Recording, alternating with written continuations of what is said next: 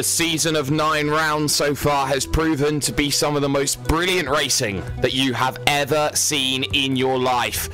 But now, there is just one last bastion of hope for a handful of drivers to get inside this top 10. Your favourites? Well, some of them have already secured their seats. Others, they've already fallen by the wayside. But for those still here in round 10, still with a shot at getting one of 10 lucky transfer spots to the World Championship Grand Prix Series, well, what can I say?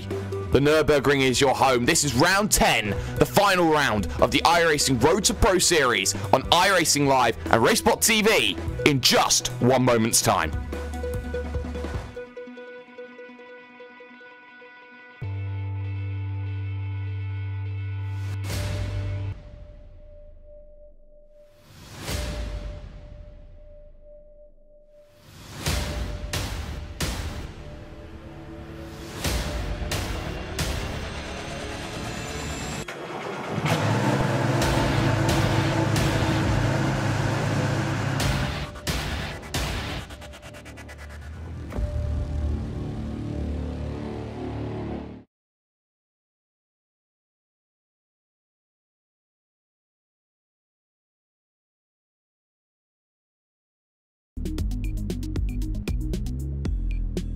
The last chance saloon then. How many gunslingers are going to have their final bullets when they come to this race? Qualifying is currently underway then from the circuit that is known as the Green Hell. 5.15 kilometers, 16 turns. It's not full Nordschleife today. It is Grand Prix circuit. We're at the Nürburgring for what will be a showdown finale here on Racebot TV and iRacing Live. Round 10, the final round of the Road to Pro, is coming to a dramatic conclusion. Good afternoon, ladies and gentlemen. I am hashtag do you mind Jake Sperry, joined in the commentary booth with Mr. Connery Maddock, Mr. Jonathan Simone. Qualifying underway. Currently Sebastian Job is blitzing the field on a 129 point flat as things stands, Connery, and well, he's trying to gun for what is 4 race victories this season. Alex Simpson fractionally just gets himself into second. Yeah, exactly. Only 0.06 of a second separating Alex Simpson from much longer, and Sebastian Job, that is going to be his only lap time. That is going to be a set because he had to abort his second lap. Good amount of drivers still waiting to come across the line for their first qualifying times. We've got the likes of Victor Prieto out there on track. Diego Oliveira, and this is someone we're going to be talking about all throughout this race. He is right on the cusp of gaining a World Championship Grand Prix Series license. He needs a fantastic race here today to get himself inside.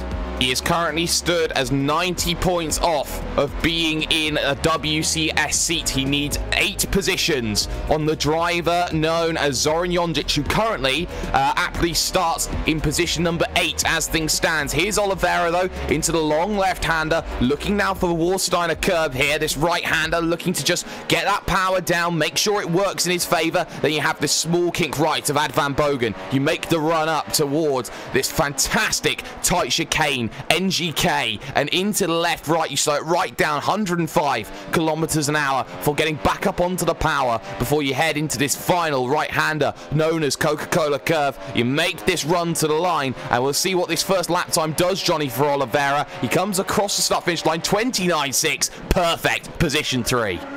And a great lap time there from Diogo, as you say. Now, this session's pretty difficult. Cold weather, track temps only 19 degrees Celsius, because I was having one eye on Michael Dinkel during the session, and he was all over the place in his lap. And only 2/10 off pole position from Sebastian Job. So let's see if Diogo can improve, because he has another lap in his hands.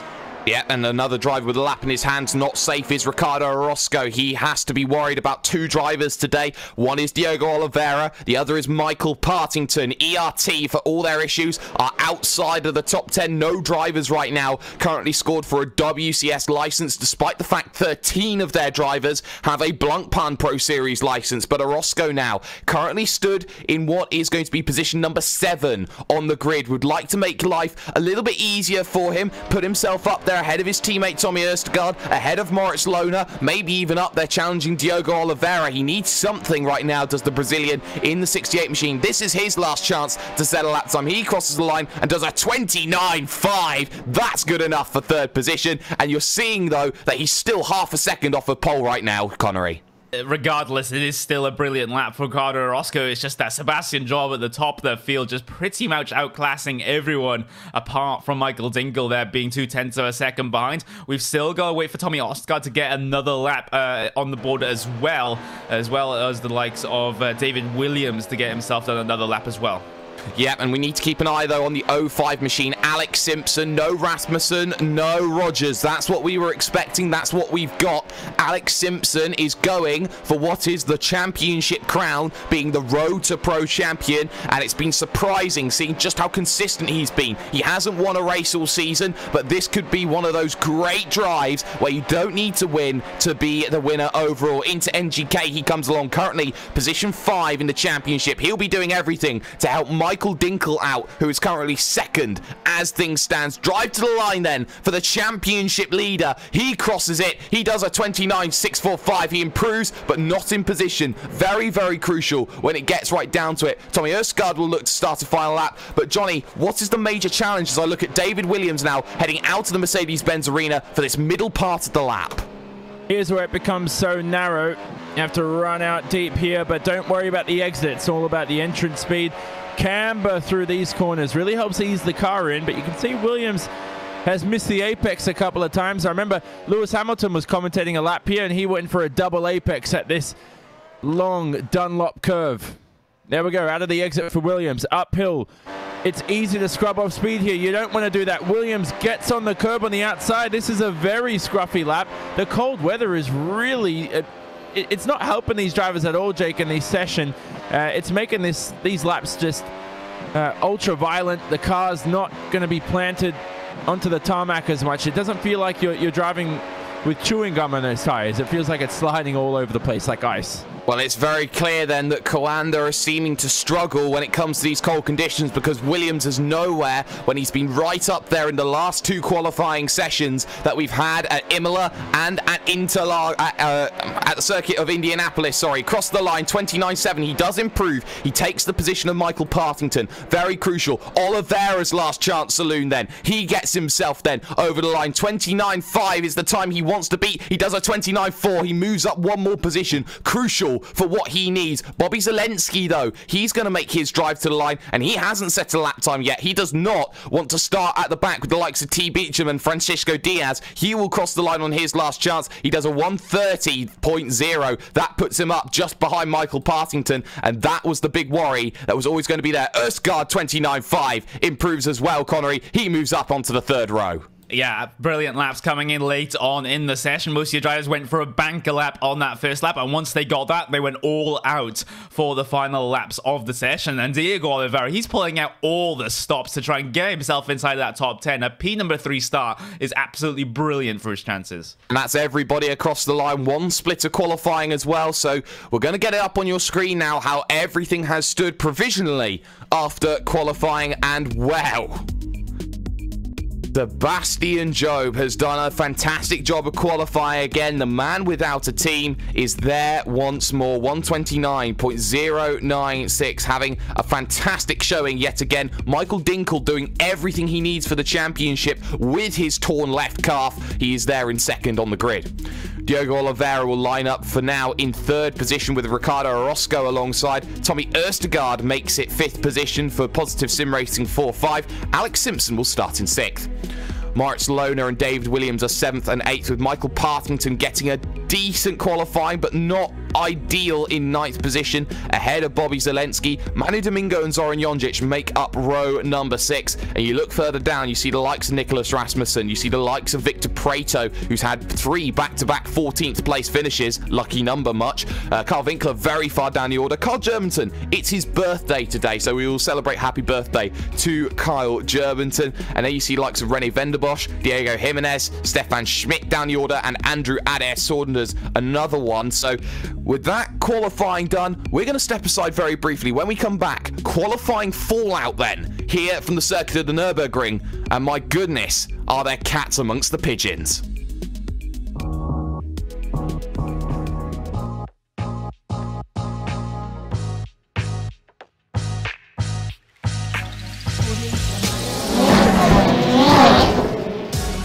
Red Bull GRCs are now available on iRacing. I personally put my blood, sweat, and tears into this thing, developing the cars, the tracks, the dirt, making sure it is authentic as possible, and I really think you guys are going to love it. The best part is that this 600 horsepower Volkswagen Beetle is free to all members. So get signed up now and come race me online.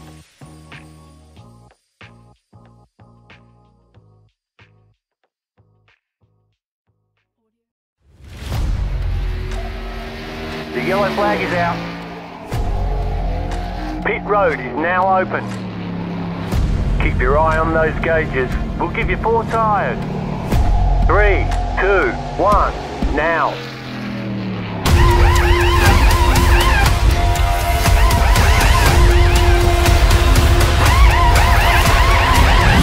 We're done. Get going.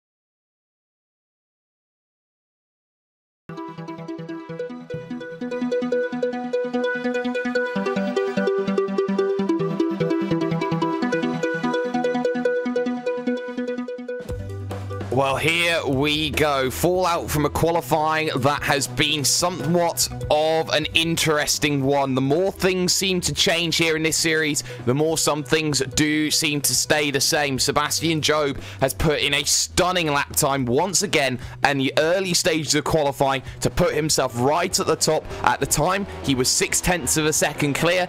That gap came down over the course of qualifying as the track rubbered in just down to 0.2 of a second, but no matter, 129 flat. Let's get this one up on screen for you. This is the qualifying lap of Sebastian Job, and my goodness, was this a marvel to behold.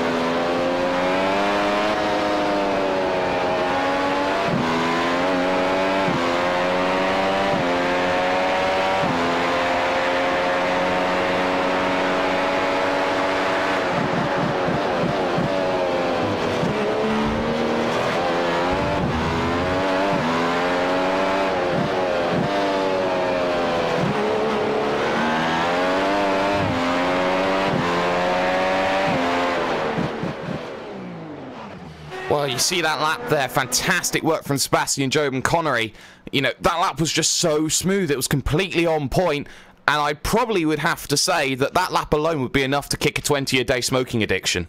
Yeah, exactly. And, well, it's going to be... When I was watching that lap, I saw a small under-rotation of the front right coming down into turn number 1. And that's a scary prospect when you think that Sebastian Job could have gone faster on that lap. And that is just insane. Yeah, I know. He was absolutely sensational when he goes on forward for this. I'm going to interrupt you here. There's nothing about a smoking addiction that you're allowed to say when I'm in the broadcast. Carry on. No worries. But anyway, you're looking, Johnny, at what has been a very interesting season. You're looking at what Diogo Oliveira's done. You hinted at it, that it could be too little too late. He needs 8 positions on the driver of Zoran Jonjic. And as things stand in qualifying, if this went the way that it did in the race, that would be absolutely fantastic for Oliveira. He would sneak in at the last opportunity. You can tell who's practiced for this round because Oliveira, Orozco, they're on the bubble of making it. We know that Oliveira is actually outside the top 10, as you just said, Jake. Orozco's on the brink of actually, you know, if things go well for Diogo, he could actually finish 11th in the championship. So Ricardo knows the pressure's on, whereas, you know, most of the other guys realize, hey, I ain't got too much pressure. I don't need it to practice too much. But good to see that Michael Partington's shown up too. He qualifies 9th for the race, and it's going to be a long shot for him. But let's not forget him, Jake, because he's only 30 points behind Diogo. And you look in this round at, I mean, I don't even think we're going to get much points for a victory for whoever claims it, as much as Seb did last round, because normally we've been getting around 320 points for a win. Now, without Rogers, Rasmussen, and all these top drivers showing up, Seb only got 250 points for a win last round. You could be looking at less this round, which makes the job even tougher for Diogo Oliveira. Exactly, so he needs to work twice as hard to make things happen. And Connery, when it comes to having a point system that does change from race to race, with these last few races bringing less points, that puts arguably more emphasis then on getting up through the field and making sure you keep the vehicle on the island. Yeah, it does put a lot more pressure on particular drivers to perform well if the points gaps are this small coming into the latter part of the season. But the thing is, Oliveira, he's pretty much done all that he needs to do in qualifying. He's put it onto P number 3. Of course, front row would have been better, but that's a huge ask when you have the likes of Dinkel and Job at the front there. So if he finishes P number 3 and Jonjic has a couple of issues during the race, I think he'll be fine.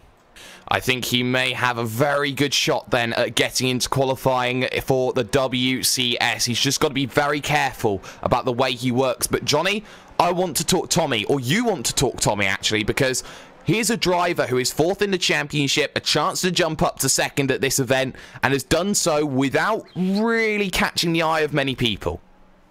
Yeah, we discussed this before the broadcast. He's like your San Antonio Spurs or Memphis Grizzlies, just your low market team, your driver who isn't in the public eye that much, which is ironic because Tommy is, you know, if you look at all his Twitter feed and his website, he's trying to get out there. But in terms of this series, he's been under the radar and he's been underrated, I think, for what he's shown in his performances. Yeah, we know he hasn't claimed a race victory, but he's been ultra consistent. His worst round was at Silverstone. That was used as a drop round. He's never DNF'd from a race this season, but more importantly, he's just been stunning for positive sim racing. So brilliant stuff from him and brilliant stuff for that team to get another car onto the grid, because he's definitely going to make it for sure. And hats off to David Williams, because he's out there. He's qualified in 8th, so he's on that 4th row ahead of this race. He's also a guy that will be in the World Championship, and another name to add to that Coanda juggernaut. Exactly, and Coanda have been looking better and better as the years have gone on, all the way back from my 3ID era, all the way back through. But Connery, looking at Sebastian Job on pole position, it's been so up and down for him. He's had these fantastic races where he runs away from the field, but yet he also has those races when he's in that scrap, he starts spinning that vehicle, he doesn't finish the race, and that's put him in the situation where he now only really needs to limp over the line. What sort of Sebastian Job do you think we're going to see today? I think we'll see a lot more conservative Sebastian Job, like we saw at Indianapolis, because they pretty much had almost no one around him, so he's able to focus on his race and not be under pressure from anyone around him. And that's one of Sebastian Job's biggest flaws, I feel. He cracks under pressure, but the thing is, he won't have any of this race unless Michael Dinkel can really pull out something. unless he can pull something out. I'm going to bring Will Vincent into the conversation here because Will, you know, we've seen this season, it's been a massive challenge for a lot of people, and we've seen a lot of contrasting storylines up and down this field, which has led to probably the most fascinating Road to Pro in history. What do you take away from this Road to Pro at this stage? I think this has been, you're right, it is quite clearly one of the more interesting series that we've seen in the last 4 years of covering it here on RaceSpot. What I will say, and I don't mean to say this in a negative way, there's about 4 or 5 drivers who could easily be podium finishers in the World Championship Series, but we've seen, in my opinion, that it is going to take a lot of work for anyone from this series to finish in the top 5 of next season, and that's not a detriment to these drivers, but having looked at the fact that Joe made a number of unforced errors at the start of the season, and he is, in my opinion, the best pure driver over the course of 1 lap this season. The fact that Freddie, you know, Freddie looks great, but he's not as good, in my opinion, as he is in the LeBlanc Pond series. I think, and this is going to be more controversial than most people will think, I think we've got a number of people that can be podium finishers. I'm not sure if we're going to see a race winner from this year's Pro Series. Well, that's going to be very interesting. Of course, we didn't actually have a race winner from last season's Pro Series either. Thank you, Martin Kroenke. But for the time being, what we're going to do is we're just going to step back for a couple of moments. When we come back, it is race time. High 2, and it will be the time where everything gets put down, the talking stops, and then the racing will begin. Join us.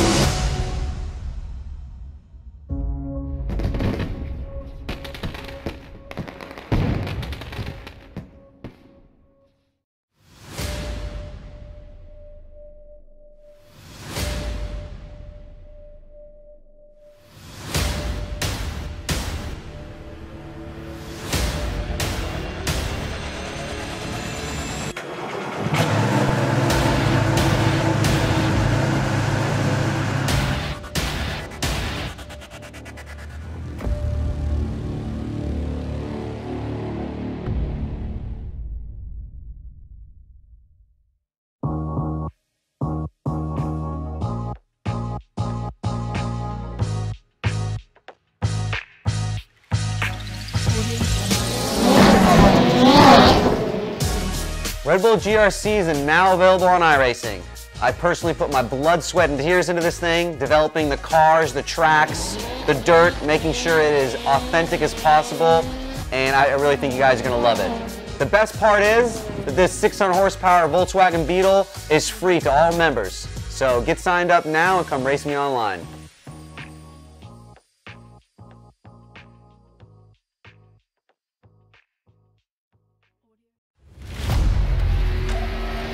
The yellow flag is out. Pit road is now open. Keep your eye on those gauges. We'll give you 4 tyres.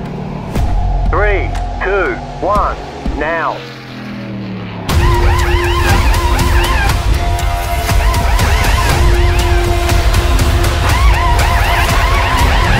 We're done. Get going.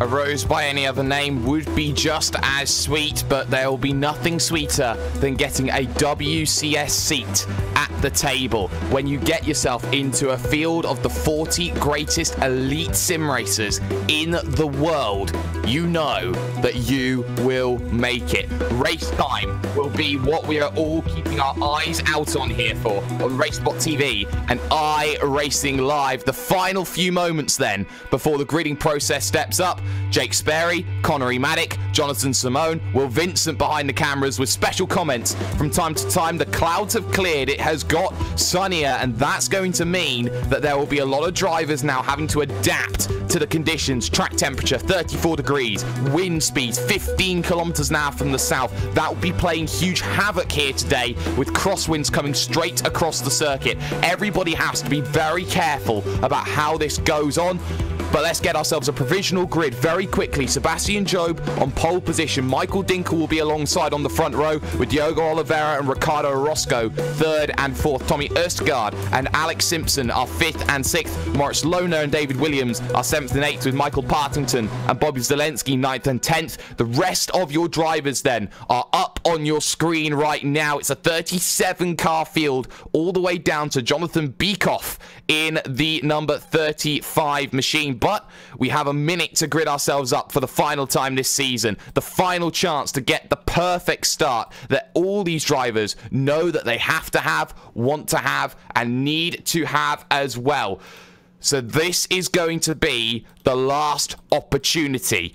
You look at some drivers, ones like Diogo Oliveira, who have to have fantastic races today. You look at drivers up and down this field who have made mistakes all season that know that if they can just get this one race right, they could be on a plane ticket. They could be on their way to the WCS final. Watch out, though, for what is going to be Michael Dinkel, because when you see Michael Dinkel's starts, they have been nothing short of sensational. Same can be said to Orozco. same can be said to Erstgaard and Simpson as well. PSR and Apex, they're who you look out for on the starts. And David Williams, who went from 5th to 1st at Imola. It's a short run to turn number 1. It's going to favour the drivers on the inside, so Sebastian Job will have to be careful. Lights, though, should come on. Engine notes, then, should rise. The final chance of the season is here.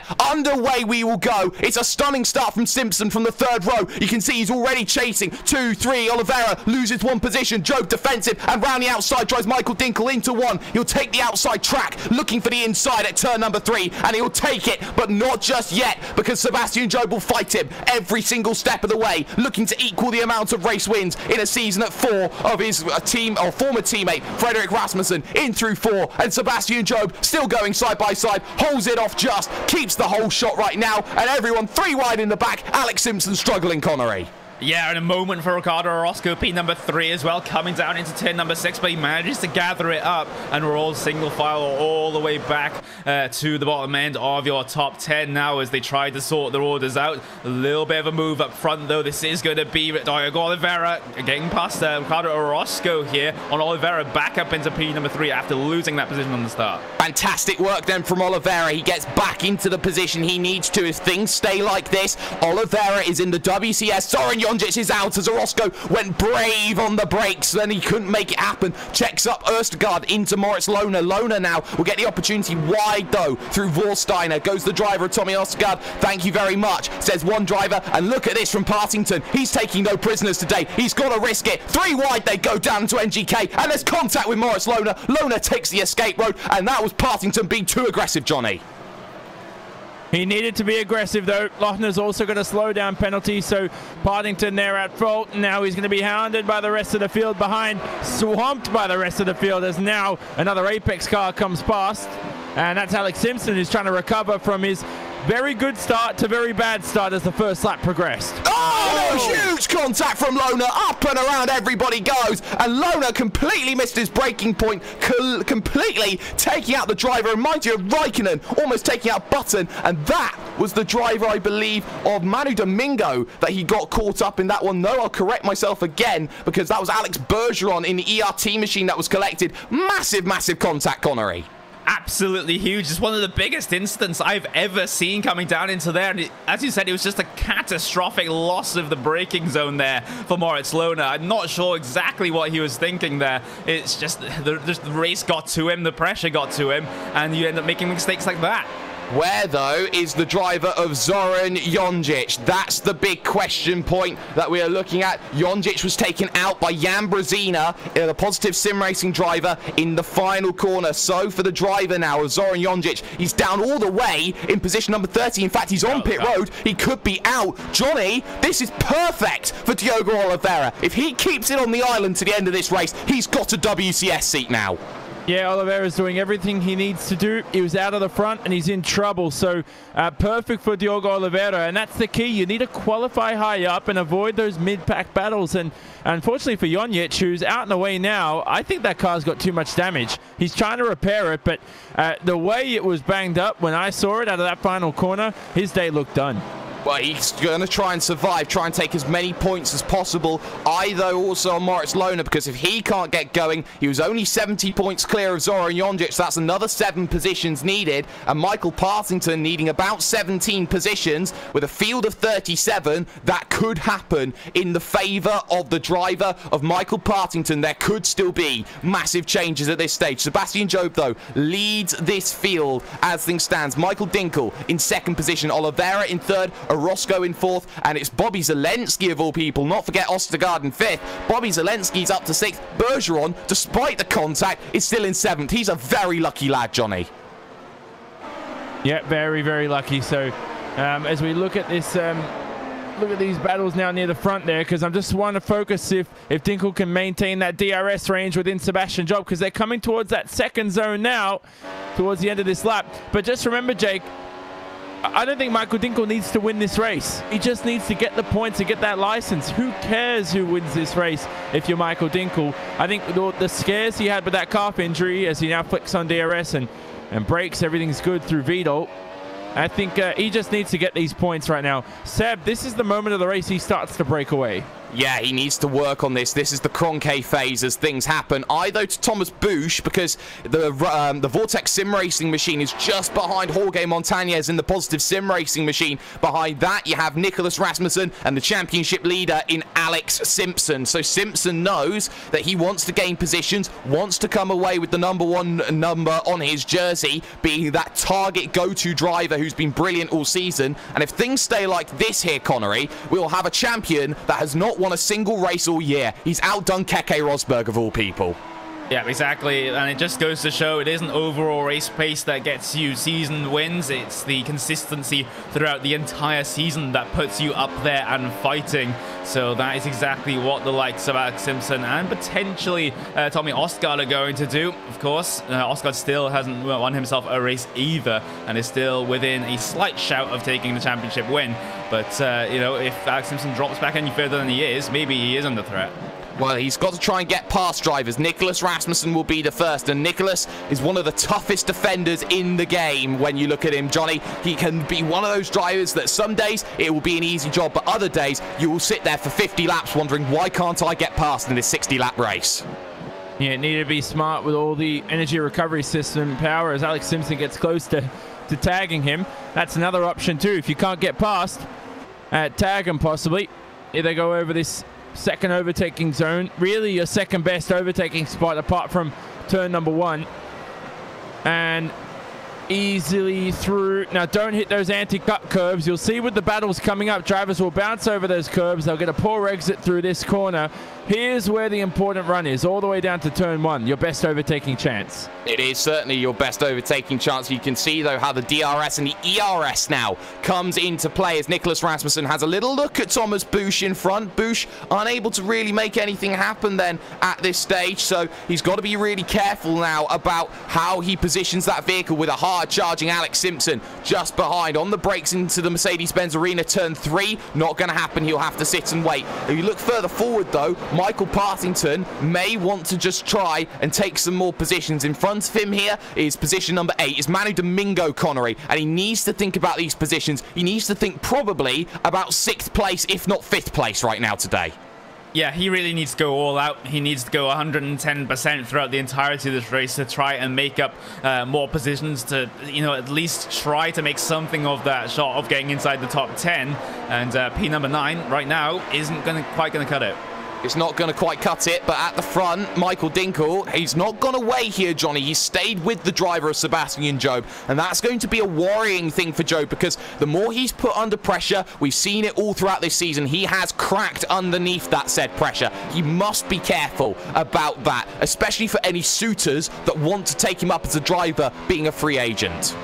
Yeah, that's possible too. So normally, as we always say, you split your stints up into 3 stages. This is the first stage so far, and Michael looks like he's quick. So let's see how he holds up in those 2nd and 3rd stages of the stint. Very close into turn number 1. I like that as they head through the Mercedes Arena section of the racetrack. Very technical here. All the mechanical grip in the world is what you need. Here's where they were side by side on that first lap. Simpson going sideways and collected as well by the driver of Peo Stoyanov-Payev. My goodness, Alex Simpson was far too broadside into turn number 1. He was desperate on the brakes to get through Thomas Busch, Connery. Sorry to cut you off like that, Johnny, but Alex Simpson has just collected contact. He's now stuck behind Esteban Ballo. Yeah, they're really not expecting those cars ahead of him to be that slow coming down into turn number 1. Has to lock it up, and then, of course, did get collected by Payev there. There was avoiding action taken by David Williams. He had to go right onto the runoff to try and avoid that one. He gets away with no damage, but the same could not be said for your championship leader. And if things stay like this here, Johnny, we could be in a situation where Tommy Osgaard could be champion. He could, but he has to win the race. He needs as many points as he can, as we can see through the quality of the racing so far and all the names out there. It's not really a high-quality split, and so Alex Simpson caught up in some incidents. His day is done. That car is not going to be repaired, and that's going to be too difficult to drive home too. Not only is that hard to drive, but it's also slow on the straights, and that's dangerous. I'd give him the black and orange flag. I tell you what the worry, though, will be for Tommy Osgaard is that Bobby Zelensky is not going away. The driver that is 3rd in iRacing overall on the oval side is now proving that his road experience is really up there. And Connery, where has this Bobby Zelensky been all season? Well, he's been there in the background just working on things. But yeah, another fantastic result on the cards for Zelensky. Lap times last time by, he was fractionally slower than Tommy Osgaard. But Alex Simpson, not the race he would have wanted. He's on the lane. He's on pit road, so this is going to put him on a 2-stop strategy. And, well, Johnny, this is not on the strategy call, but what is the strategy call for drivers today? No, you're right. This is very early. He's going to have to put in a big second stint, and I don't think he'll make it to the end. So I think his biggest concern right now is whether that car will actually be repaired rather than a 2-stop.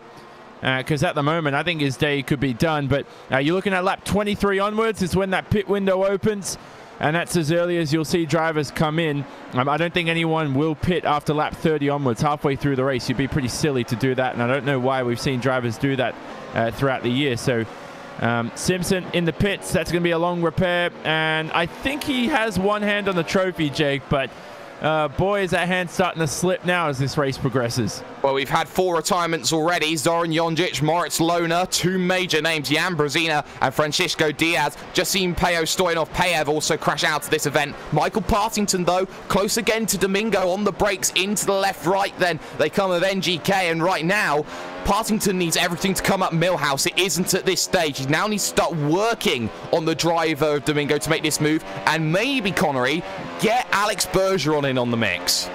Yeah, that's what he needs to do. He needs a little bit of help from his teammate here. Down in towards stint number 1 there. We'll go down towards the inside. We'll go Michael Partington. And I think that's going to be giving up the position there for Manu Domingo. Didn't fight it at all coming down into 1. So that is 1 more position gain for Partington. Next person on the track is going to be his teammate of Alex Bergeron. And I don't think Alex Bergeron is going to fight it too much. He's out of contention for a license. Well, you could have seen there from Manu Domingo, he left a space the side of the 100-acre wood. You could find Christopher Robin in there, the amount of room that he gave. So that's going to mean that Domingo gets put down 1 more position into position number 9. He is out of a license as well. He will not go to the WCS. But right now, Michael Dinkel up the Schumacher S. He's still there, but Job on this lap has been simply sensational right now here, Johnny. He is trying to break that 1 second, and he's right on the fringes of doing so. I think once he does break that second, he'll start to pull out even more, because see, on these straights now, Dinkel gets that extra DRS power. Well, not power, but, you know, it gets a bit of straight line speed, and so it just helps him reel in the gap again. He saved about 2/10 on that back straight there on the run to the Vidal chicane. Here they go through the Jaguar curve, formerly known as the Coca-Cola curve. Main straight, DRS open again, and you'll see Dinkel will close in. He'll almost be up the gearbox of Sebastian Job in the braking zone. Actually, I'll take that back. Maybe not. Maybe not, but traffic becoming a factor on lap 9. Jonathan Beekoff will be the driver that they will have to round first, and the difference is 7 seconds a lap, Connery. We saw it a little bit in Indianapolis. Traffic, when you especially have 1 split, it's so much more apparent than it would be in a 2-split race. Yeah, it is. So we've got drivers down here in the bottom half of the field that perhaps would usually be in the 2nd or even the 3rd split races on the race earlier on in the season. So everyone has just been thrown into this single race because we only have 37 registered, and that could be a cause for issues, especially with the drivers looking to get themselves inside of that top 10. The trouble with traffic is not what you need, especially in the Grand Prix Series race. This isn't multi-class. This is not multi-class, and Sebastian Job has caught Beekoff now up the Schumacher S's, and well, he'll be looking to try and get this run on the outside. Gets it. Beekoff will let 1 through, and will probably let Dinkel through as well, and he was close down onto the brakes. That brings Michael Dinkel back into play. Further down the field, David Williams has got through at turn 1 on the driver of Thomas Busch. Busch only going backwards, it seems, in this event right now, but will stay with your leading 2, because this is the closest Michael Dinkel has been for a considerable while. On the brakes then into Vidal, and looking for the Jaguar curve at the end as well. And well, you can see just how much of a better run Sebastian Job, Johnny, just got off of that final corner, heads through Jaguar onto the front stretch, and Sebastian Job just gives himself enough of a gap at this stage to get going forward. The gap, though, as they crossed the line, was, again, half a second. Hey, it looks good, doesn't he, Sebastian? I like this. Although Dinkel's not he's definitely keeping you honest as they go through the Mercedes arena now, through the first sector. He's getting great drive out of corners. The car looks a lot better than it did in qualifying. Obviously, conditions changed much more dramatically. Here they go through this middle sector again, and Seb just taking wide lines. He's sublime. He looks good. Now, I know Dinkel has to deal with some dirty air, but through this middle sector anyway, I don't know who's looking better out of these two. It's very close. Sorry. It's very close. It may come down to a strategy game between them, and Sebastian Job can only come in once Michael Dinkel has come in as well. Alex Simpson is officially out of this event, so that will be something to keep in mind for the championship, because with him out, scoring probably at best at this stage, maybe 40 points, potentially at best, Connery, this is now Tommy Ørsgaard trying to bring himself back into play. He currently sits in position number 5, and right now he is 219 points back, I put in my math, so he needs to be up there. Probably one more position's needed.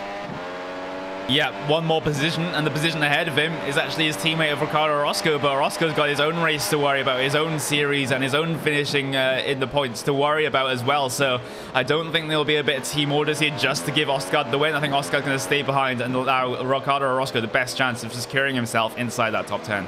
Well, if they know that they can secure it, Johnny, the question will be, will they do exactly what happened one round ago, where Tommy dropped back 7-8 seconds to allow Ricardo Orozco through? Do you think we're going to see the same thing happen between the two teammates? I'd do it. I think if it's worth it and you can get the license, might as well do it here. But at the end of the day, you've got to calculate this live and you've got to do it perfect. So it's better to be safe than sorry. And you might as well give the position up. Tommy, I don't think he's going to win this championship either. So remember, he has to worry about that too, because championship could be really good for PSR's exposure, but 221 points to Alex Simpson. Oh, boy, is this going to be close. I think it's just such a weak split at the moment in terms of iRating. I don't even think the winner's going to get like 230.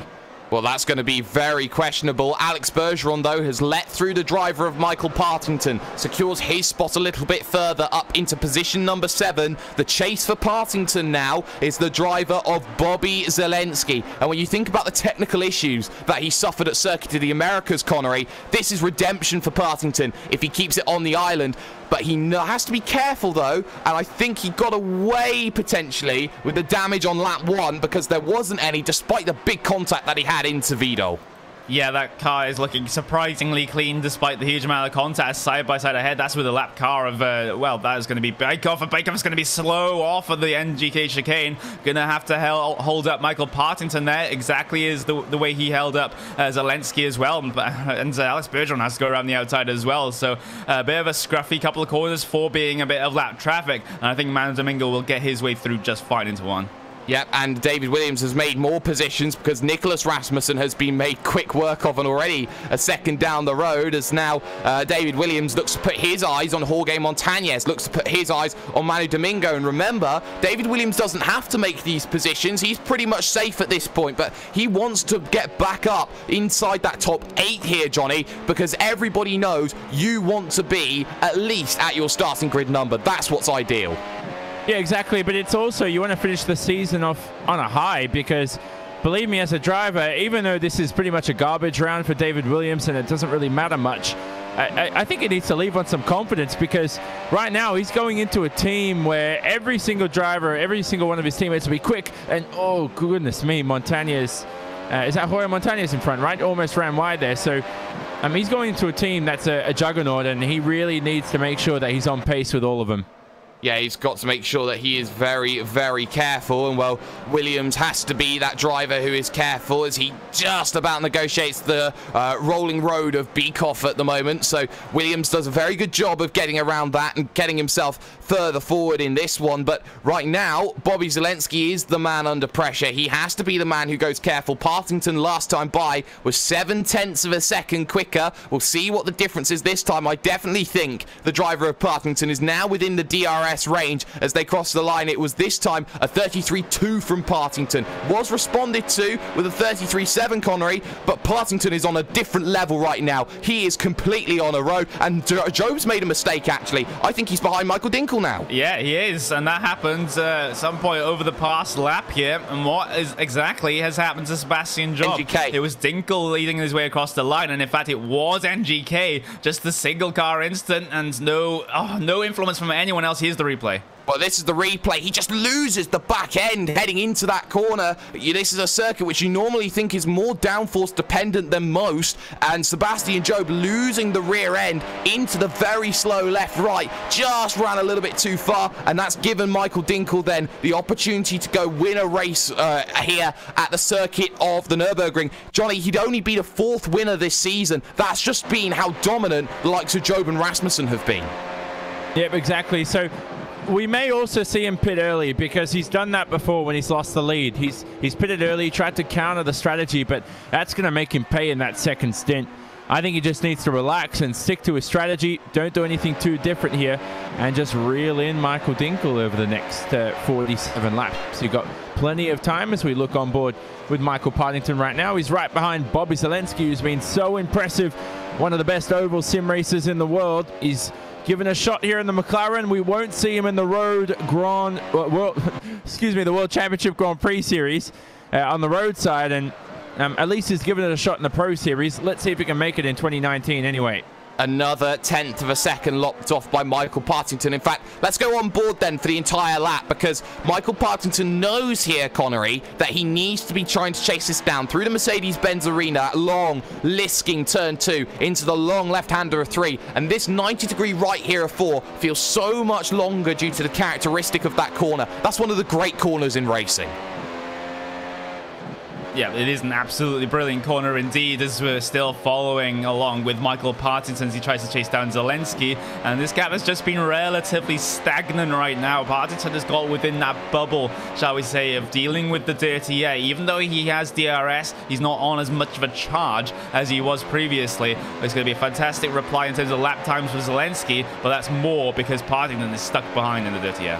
Exactly, he needs to try and break it here as he is through the Schumacher S on the brakes into this long left-hander, 90 degrees, a lot of runoff there on the exit. But here's one of these things, the left-hander of Vorsteiner still has gravel on the outside, and you still wish, Johnny, that you still see some corners with gravel on it, and that's why the Nürburgring still has some of that old flair. That's really nice to see.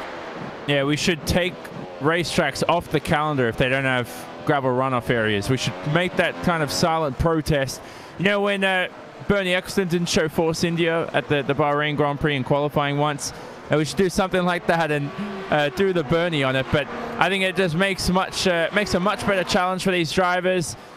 As Michael Partington getting closer and closer to Zelensky into the first corner. I hate that bump there, Jake, in that first corner. It just unsettles the car. You want to push faster and faster. But in the end, it's all about mechanical grip through this section. It certainly is. Got a 3-car scrap, though, further back in the field. This is Diego Jimenez versus Bruno Canavas versus Stefan Schmidt. Affenty there at the back. Schmidt, one of those drivers that breathes sim racing. Right now, he's +7 for his day at this stage. The driver in front of Diego Jimenez, he's +8 right now, looking to chase down Victor Prieto, who is not having the day, Connery, that we normally see. He's had 3 14ths in a row and currently now pootling around in 17th. Yeah, exactly. It's not been a great day for him. And looking at his front wing, it is a little bit slight front wing damage. There is the same case can be said for Stefan Schmidt as well. Looking up through the field, maybe problems with number 20 of Thomas Boucher here. And I think these are issues of a technical nature, Jake. Oh dear, so that's going to be disappointing. Though, to Michael Partington. He's the closest he's been, and Zelensky ran a little bit wide through the long left-hander that was just preceding Vorsteiner. So now on the brakes into Vidal, and you can see just how close now Michael Partington will get on the brakes. Will look to get the power down, and he's pretty close as well as he makes the run to Jaguar. A little bit of a wider track, trying to open out the corner to get back onto the power, and this is the closest he's been. Probably a move here is going to be the most realistic opportunity, as we're going to see dive down to the inside. Zelensky may decide to fight this one, but in the end, he's got nothing to answer back with as he looks to try for the cutback. It doesn't work. Partington where he needed to be. Position number 6. Next job is now Tommy Østergaard, and that would be a scrap, Johnny. It definitely would be. I'm very impressed with that pass from Michael Partington because it's so deceiving, that first corner, and it's a downhill braking zone too. So you always tend to see drivers run wide, and then guys like Zelensky who are being passed will go for the undercut, and the cutback is a better way to put it, and reclaim the position. But Partington slowed the car down perfectly on the apex and got the move done and sealed. So good stuff from Mr. Michael Partington, who is a World Championship caliber driver, but I think he might just fall short this year. He may just fall short indeed. Manu Domingo versus Jorge Montañez. Then the two PSR cars then out together on circuit. And Connery, let's start praying a little bit because there's two PSR cars together on circuit. Yeah, exactly. We keep mentioning it. We keep mentioning Okayama in the iRacing Grand Prix series that we used to do on a Sunday afternoon. And it's going to be Imola as well. Yes, I completely agree. Almost forgotten about that one. But so they have to be very, very careful here with how they negotiate things. I'm pretty sure there's no bad blood between these drivers at the moment, but the thing is that could easily be the case if that happens again. It could very easily be the case in the battle between Montañez and Domingo. Both of them will have to be careful because David Williams will be waiting in the wings. He had a very poor lap, though, a 1:36 flat the last time by. So we'll see if Williams can respond in the brand new livery of VRS Commander Sim Sport. Nice little bit of orange on the front. He does a 33.1 to respond to the lap times. Consider that 1.2 seconds quicker than the driver of Jorge Montañez in front, a second quicker than the driver in front of what is going to be Manu Domingo. Exactly what he needs. Zelensky, though, again under pressure, Johnny. He's now got Alex Bergeron to worry about. He's got a very young whippersnapper, Alex Bergeron, behind him. And he's going to have to watch out because if he doesn't really up his pace at the moment, Bergeron's going to be straight through. Here's something we need to look out for, Jake, come pit stop time. A lot of these cars have damage because it has been a destruction derby for these first 17 laps. So look out for some long pit stops, which could really shake the field up. Yes, front wings would mean an extra 5 seconds for a lot of drivers, but at the front, it's been pretty much plain sailing. Talk about Michael Dinkel. Suddenly, after taking the initiative, seizing it, Connery, he's now 2.5 seconds clear of Sebastian Job, and I think Job's now playing conservation mode. Yeah, exactly. No need for him to really go all out. He's already cracked once this race. Doesn't want to crack again, shall we say, as he gets a wiggle out of the Coca-Cola curve. The rear tire is struggling on that privateer machine now, of course, since he did leave the Core Sim Racing team as Dinkel negotiates some lap traffic into one. And yeah, it'll be interesting to see what the situation is, Jake, with Sebastian Job, with Frederick Rasmussen heading into the World Championship Grand Prix Series and their rumored new team. Well, Will, I know you want to make a point, but apparently you may want to make a pint as well. Yeah, I just want to talk about Sebastian Job. This is another unforced error by him that's costing the lead of a motor race. And again, I'm one of the people I think I'm probably harsher than the most on Sebastian Job, but this is at least the third time this season that we've seen an unforced error by Sebastian. And, you know, we talk about these people getting prepared for the World Championship Series. Now he lost the race lead. You do that in the World Championship Series, that's maybe 10 places you've lost. Exactly, and that's very crucial because the moment you start making mistakes, you see that more and more happening in your game. You need to work doubly hard to correct those sorts of errors, and that won't be a trait that team managers will be looking at when it comes to Sebastian Job if he does decide to go to a team, that is. Bergeron still, though, on the back here of Bobby Zelensky. Just ran wide, though, through, I believe it was the Ford curve, Johnny. Not enough, really, to close up then on this lap. He's got to keep on working. He's got to get himself probably within about 0.3 of a second to have a chance into one. Yeah, exactly. 0.3 is a very safe gap into turn one. You'd be starting to push it if you're 0.4, half a second behind on the back straight now.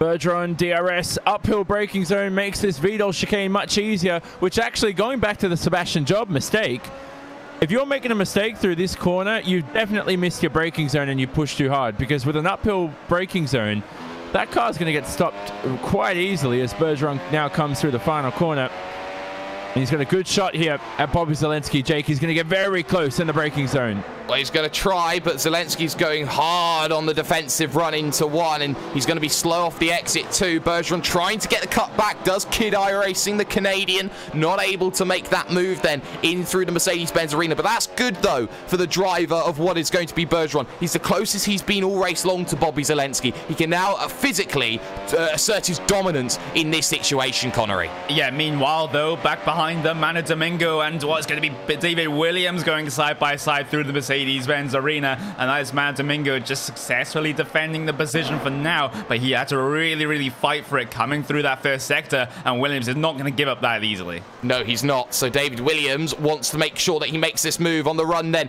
down into the carousel-inspired Dunlop hairpin as he looks to try and take the outside track. It doesn't work. Williams is scrapping hard for this one. He doesn't have to, but he wants to get into a fight. He's like Fit Finlay in some sort of ways and understandings, but now he's looking potentially at a late lunge. No, he'll set this one up through Ad Van Bogen on the run to Vidal. No, he doesn't. He gets completely out of shape. Commentator's curse comes into play, and David Williams now drops another 3 seconds.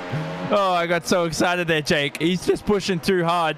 It's good to see David Williams actually pushing, though, which is a change for him, by the way. He's just so consistent, poised. He just takes it easy. Again, a mistake through Vidal. Save that, David, and he does. He's got to relax because those tires are going to get worse and worse. Just take these next couple corners easily because that pit stop phase is coming up soon. Lap 23 is when the window opens. It's too early to come in now. Well, his tyres look absolutely shot as he will look again for the move on Nicholas Rasmussen. Rasmussen will go defensive this time, seeing the weakness from David Williams as he takes the ultra-wide line and takes the position as well. Very good driving there from David Williams, but he's got to bundle it all up again. He's now got to work out the way that he wants to race this one. And look at this, though, even further forward, though. Ricardo Orozco's being reeled in now here, Connery, by Tommy Østergaard. I think now Tommy Østergaard has a legitimate claim to say, come on, I want to get through now. Yeah, exactly. We'll see how this one is negotiated between the two positive sim racing drivers. The gap actually came down by about 9/10 of a second that last time by, so an absolutely huge lap time difference between these two drivers. And ahead of them, that's going to be a bit of lap traffic of Scott Bolster as well. And you know, the next car further down the road is Diego Oliveira, around about what is going to be 8 or 9 seconds further down the road. So they have time to negotiate this pass, and it won't hurt them too much, especially when Partington is quite far behind as well, 4 seconds. Yeah, we've still got this battle going on further down the field. You got Bruno Canavas, you got Diego Jimenez, you got Reynaldo Augusto now in this scrap, and the positive sim racing machine here in this battle for 17th, 18th, 19th. Wanted to go down to the inside, didn't happen. Looking to pick it up on the exit, does okay. Stefan Schmidt in the Affinity racing machine couldn't bring that vehicle back into contention. And look how wide Augusto goes through the Schumacher S. Schmidt's on him now, Johnny, like an absolute pest as he goes into this next left-hander. Doesn't happen. Doesn't happen. Not really the best overtaking spot. You want to do it here, but that right-hander, the Bilstein curve, it just makes things so much more difficult to get that run onto this back straight because of the dirty air.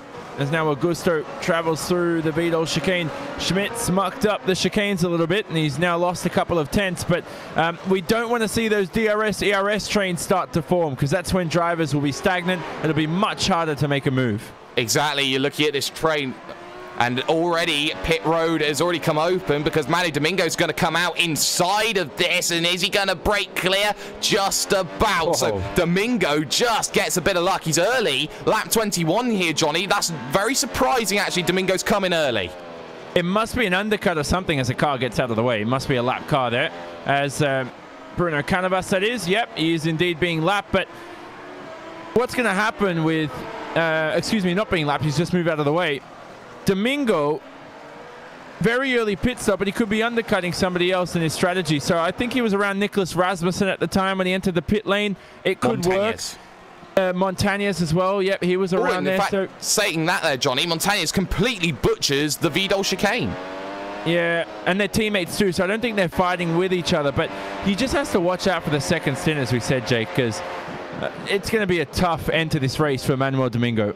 Oh, it certainly will be. So Manuel's got to be careful. And yep, David Williams down in lap 21. On to lap 22 he goes. So the number 2 machine, second in iRacing overall in this race. He's going to dive down onto this lane. An early stop, but one to get him probably to save those tyres, Connery.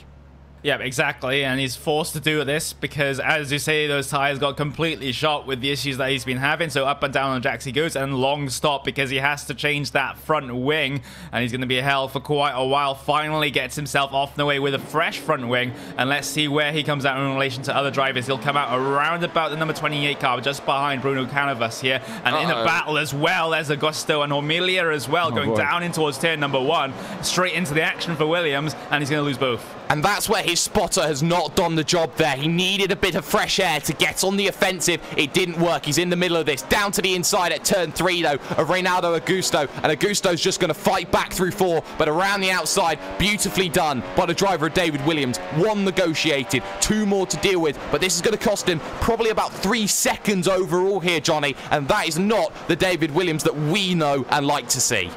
Yeah, but the battle there with Augusto, that's just a great fundamental overtake, selling fake lines, forcing Augusto onto lines that he doesn't want to be on, making him slow as Sebastian Job now comes into the pit lane early. He's in our little pit window here of lap 23.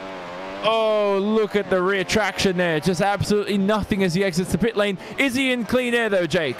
Yes, just about. He's behind Alex Bergeron, so he's got a couple of seconds before he catches him. He'll be very hopeful about that because he can use him now as a driver to get forward. That's going to mean that Michael Dinkel's been released. And if Michael Dinkel was clever, he'd probably come down in on this next lap, maybe one lap later, to see if Alex Bergeron's going to play a factor in this, because Dinkel knows on these older tyres, when he's done 32.8 that last time by, that he is probably about 0.3 of a second slower than what he was in his original stint. He knows that the tyres aren't going to be as much of a factor today, Connery, than they would be at a track which is absolutely scorching.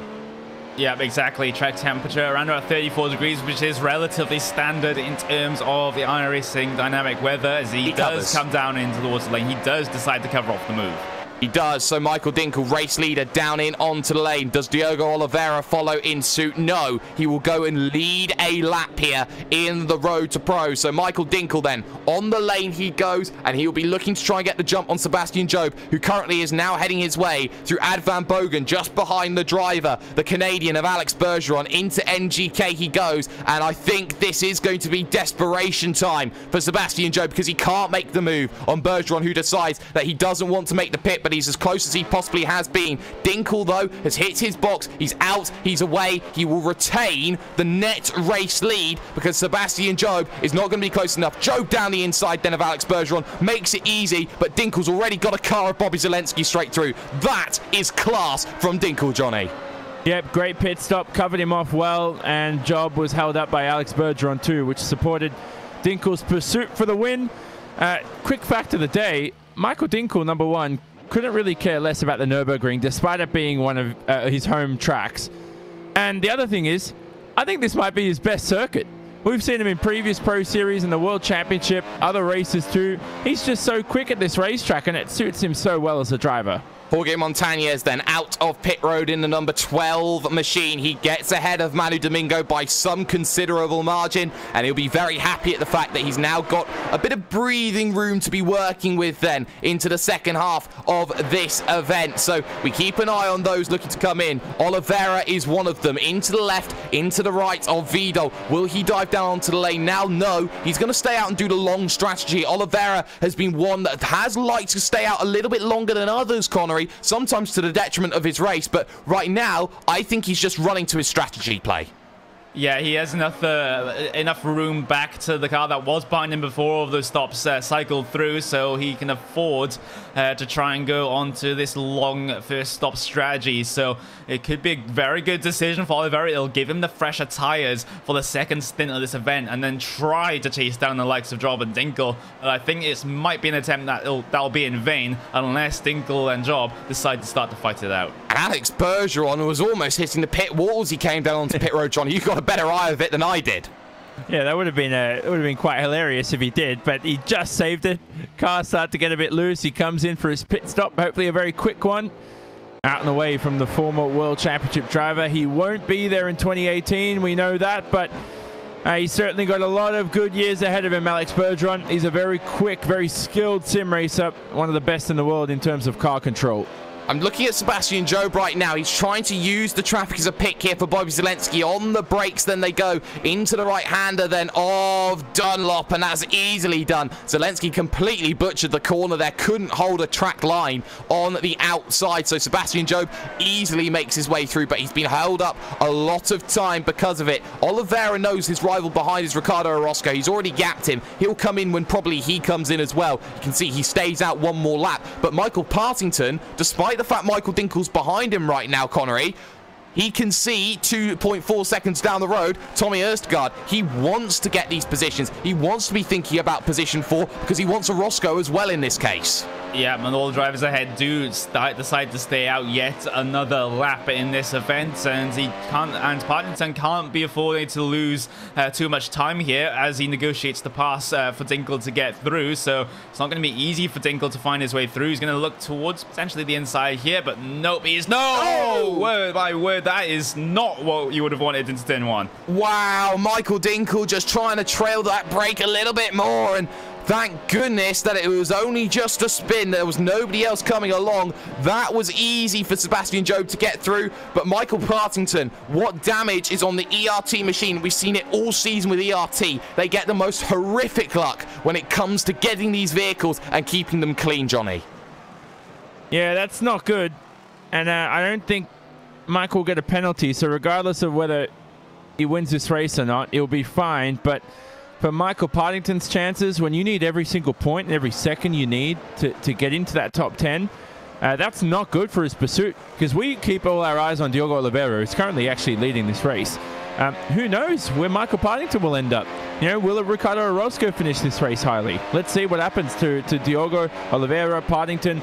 Those three are in your little battle for those final spots. And that may have just cost Michael Partington potentially a position if he's not too careful, because someone like Alex Bergeron, who's already come down onto the lane, could get the jump thanks to that spin. So Michael Partington has to be careful. Oliveira stays out another lap. Ricardo Orozco is down onto the lane. Tommy Østergaard stays out. So Orozco dives in from second on the circuit, net 5th when it comes, well, net 4th actually, when it comes to the road. So we'll see what sort of stop time he can do.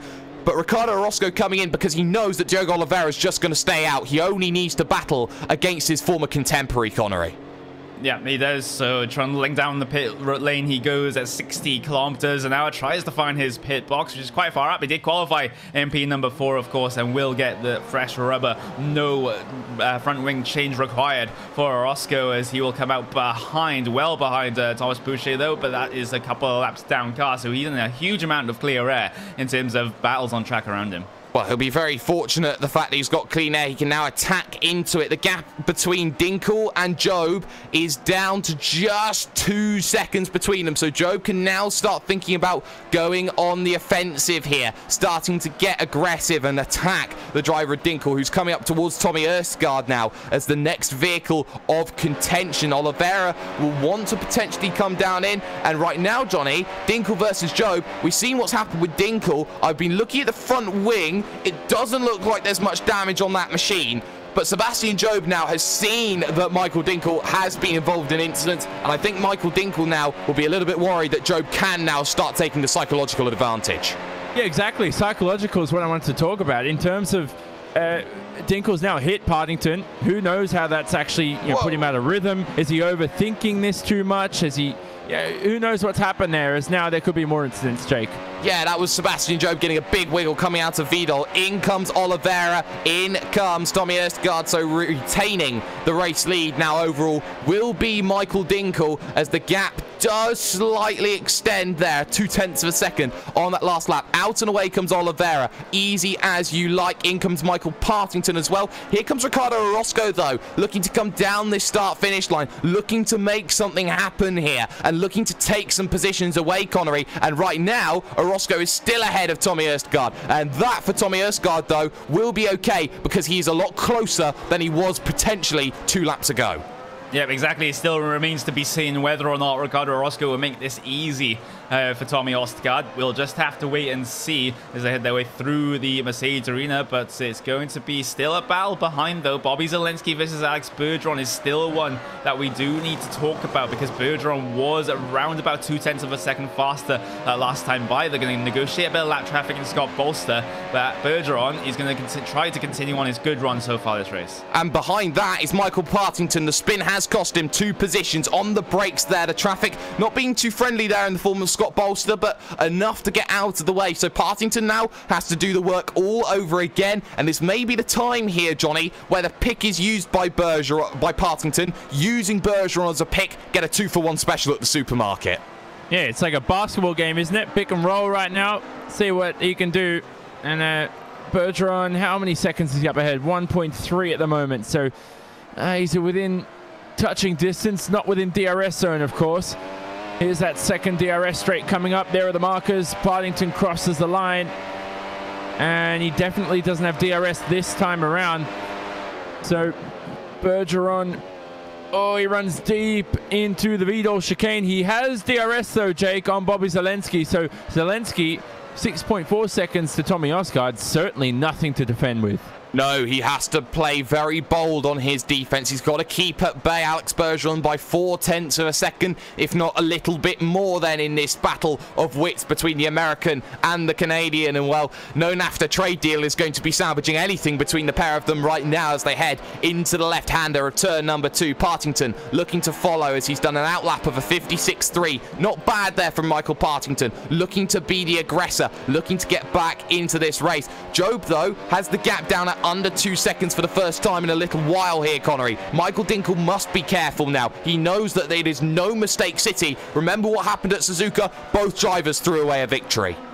Yep, they did, and it could be the same story again if they're not too careful. Another car down towards lane is Matteo Calistani yet again, so he's in for a second stop here after having to pit very early in this event to get damage repaired. He's going to be off and away in terms of the pit lane there. He's going to come up behind his teammate of Ronaldo Augusto, but yeah, Dinkel and Job, this could be pretty good for Oliveira to potentially drag himself back up there. The gap is standing at 14 seconds, of course, but that can become nothing in just a matter of corners. We've seen it already this season. I'll tell you who I am surprised with right now here, Johnny. It's Rene Venderbosch in the Logical Vortex sim racing machine. He's up 12 positions by merit, and he's harassing Manu Domingo now for what's his position number 11. Yeah, I like Rene. He's doing well this race, isn't he? And Domingo is very experienced in any form of Grand Prix Series racing. From the Williams, he was racing all those years ago, to when the McLaren came into play. Lap car out of the way there. Venderbosch here will have DRS, won't he, across this main straight. He's within a second of Manuel Domingo. Here they go on the main straight. He's a bit too far behind, though, Jake, this time around. But you can see with these lower split drivers, when you're in a broadcasted race like this, you really need to make sure you impress. And what we saw in those first few laps for some of these drivers won't impress. But for these drivers behind, they just need to make sure they stay out of trouble, pull off some good moves. And who knows, a big team could be watching and saying, hey, you know, I like that guy. Let's contact him. Let's get him on board for a big seat. And then that could develop them for the next 1 or 2 years in terms of improvement. So these drivers definitely think about broadcasted races and how big of a difference it makes. Yep, they certainly do. And, well, I wouldn't call Logical Vortex as a small team after their 24 Hours of Daytona efforts, but I think that there will be a lot of drivers looking to have this push, looking to try and make things happen for them. But something that I do like talking about should be incident limit here, and David Williams is one of those drivers that has to be so careful right now here, Connery. By my knowledge, I think he may be just a couple, if not one incident away from hitting 15. Yeah, one instant, and well, one instant is basically just one off track, and he will get disqualified from this event if what we're hearing is true. So he has to be so careful, just tiptoe around the circuit, so because there's no point in getting yourself disqualified from this event, and it's going to be pretty difficult here at the Nürburgring. Of course, it won't be as difficult as it would be at places like Spa, which is notoriously vicious with the off tracks. But again, it's not a situation that David Williams wants to be in. P number 14 at the moment has to negotiate Bruno Canavas coming into the NGK chicane. That is actually a battle for position there, as well as the car behind as well. Carl Germanton looking for the opportunity over Williams. And as I said, Williams has to be so careful. He can't afford to be fighting this hard. He's one instant away from DQ. Exactly, he's fighting hard now with the birthday boy, Carl Germanton. So Germanton wants to try and get a little present for David Williams, and he hopes it's not disqualification, because that would be the worst possible present that you could ever give. Johnny, I do believe it's, in your time right now, your birthday. Yeah, it is. I don't want people to know, though, so thanks for publicizing that. Probably too late now. Happy birthday but it is. to you. Happy is that live? Will, are you live right now, or are you just singing behind the scenes? I have no idea. But we got happy birthday either Johnny. way.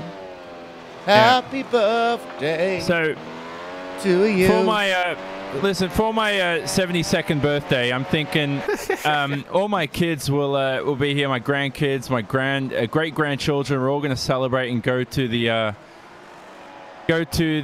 what's that Race of Champions called? Yeah, Race of Champions. What am I saying? Going to the Race of Champions. Just going to go and enjoy that. Well, that's always going to be a very nice present for you some years down the line. So Sebastian Job, though, focus on him. He's brought the gap down by another 1/10 of a second on that lap, and it's all he needs to do, Connery. 10th by 10th. The gap is 1.7 now between Job and Dinkel. And Dinkel will see that gap come down lap on lap, and he will also see the amount of traffic that he's got ahead. Schmidt, Prato, Mathesius, Winkler, Augusto, Calastani, all of these battles for position that he will have to go and interrupt and get past when Job will just take the sloppy seconds. Yeah, and a 10th a lap is going to be enough by the end of this race. We've got 28 laps to go as the next time they head their way across the line. But back through the field, I think that was Michael Partington getting past Alex Bergeron, and that was Bergeron just slowing up for him. Yeah, that's exactly what Michael Partington wanted. Bergeron's playing the team game. He is doing exactly what he wanted to in this situation. Now Partington can go and attack Bobby Zelensky for the second time in this event, but Zelensky has pulled out over a second here, Johnny, and that's enough for Zelensky here to say, I've had a really good run of things today. Exactly. I'll tell you what, Jake, I've been very impressed with Bobby Zelensky. He's had a topsy-turvy, I say this for everybody, but he definitely has had a topsy-turvy sort of season. Broken away from Mike Partington here. He looks good.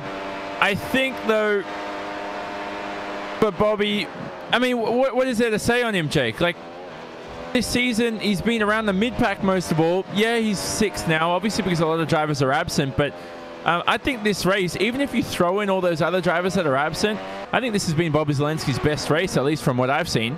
Exactly, and he's just improving and learning and getting better, and he will just take that as opportunity, and he can even translate that back into his oval driving, Connery, and that's going to be very crucial heading on further forward. But right now, Reynaldo Augusto in an actual battle with Lucas Kriz right now, a driver who has been completely quiet and off the radar all race long. Kriz is up an amazing 17 positions. Well, it's going to be 15 positions, at least on my screen as it is right now. But the thing is, just no traction off of that corner there. Off of turn number 12 does let by the driver of Ronaldo Augusto. And yeah, not much he could have done defending that after he spun the tires up on the exit of the corner. So it's still a very good run for him. We haven't really seen him in really any broadcasted race. So fantastic run for him for the number 23. I don't think he's even come down onto the lane yet, so he's going for the uber long strategy, and we don't often see that, and quite often, Johnny, it doesn't work. No, it doesn't. I think the closest I've ever seen it come to work was Joni Tormler at Monza, and even then it sort of, you could tell it wasn't the right thing to do. It's always a one-stop in the McLaren. I think that needs to change, though, in a positive note. Who knows where the future, or what the future holds for iRacing and this car.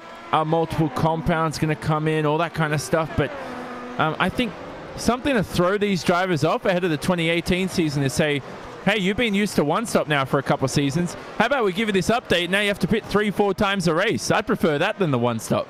Well, that would throw a proverbial cat amongst the proverbial pigeons, and that's going to be something just to keep a mind on. Dinkel now dealing with the traffic, but Job made another mistake. He was now back 3.8 seconds, 34.5 that last lap. It was a shocking lap from Sebastian Job, and I'm wondering if it was a spin, if it was traffic, what it was that caught out Job. And again, it was a spin coming out of Vidal this time. Too aggressive on the power. That's twice now, Connery, it's happened.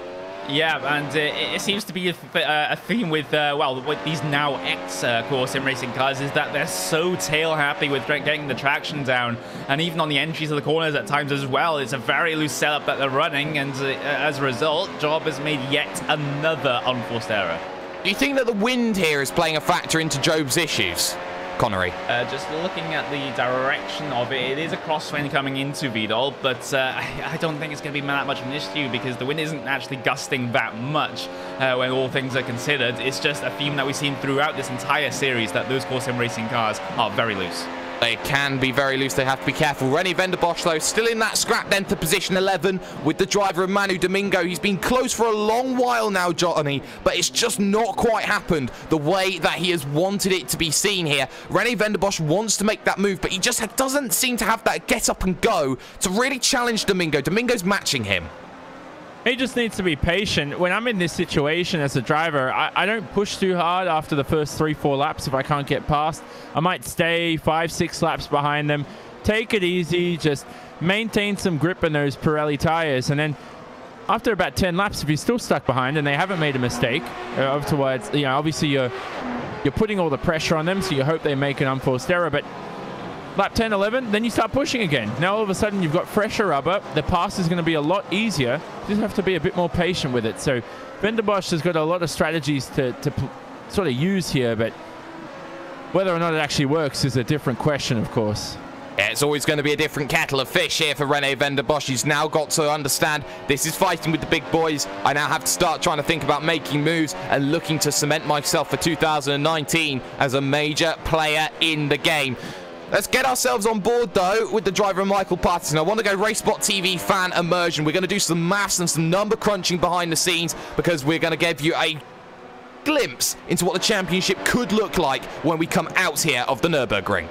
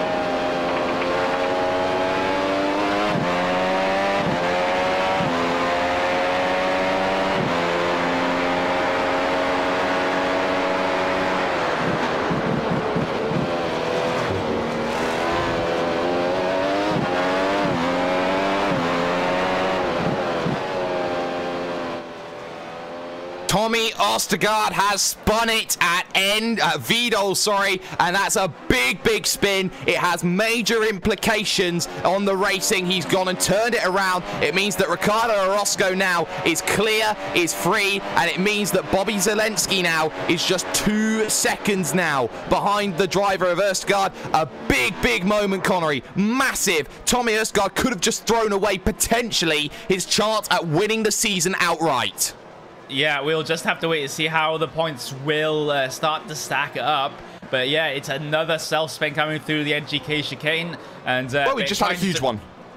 Oh. Sorry, that's T. Beecham. It's further back in the field, but we've just seen 2 vehicles off at exactly the same point. 2 separate incidents. Francisco Diaz had spun it out of 3, and then Beecham spins it through 4 there, Connery. Yeah, so that's an interesting sort of situation as Diaz is about 28 laps down at this moment in time. Not sure why he's still out there and racing with the severely damaged side pods that he has and floor there. He's just a danger to everyone out there on circuit. And again, Nicholas Rasmussen just tries to find his way by. I don't think Diaz should be out there. Connery doesn't play any games. He doesn't mince his words or anything. But something that we can say, it is so marginal for the top 10 right now, because you look at something like Michael Partington. He is right there. He is really close to the driver of Bobby Zelensky. The harmonicas will play, but that won't matter because Partington, I put him as so close that I can't call it right now here for this battle going on for the top 10, Johnny. Yeah, very close. You're really clutching at straws if you think Partington's going to make it. And Zelensky, though, he's finally going to be cracked under pressure, isn't he here, Jake?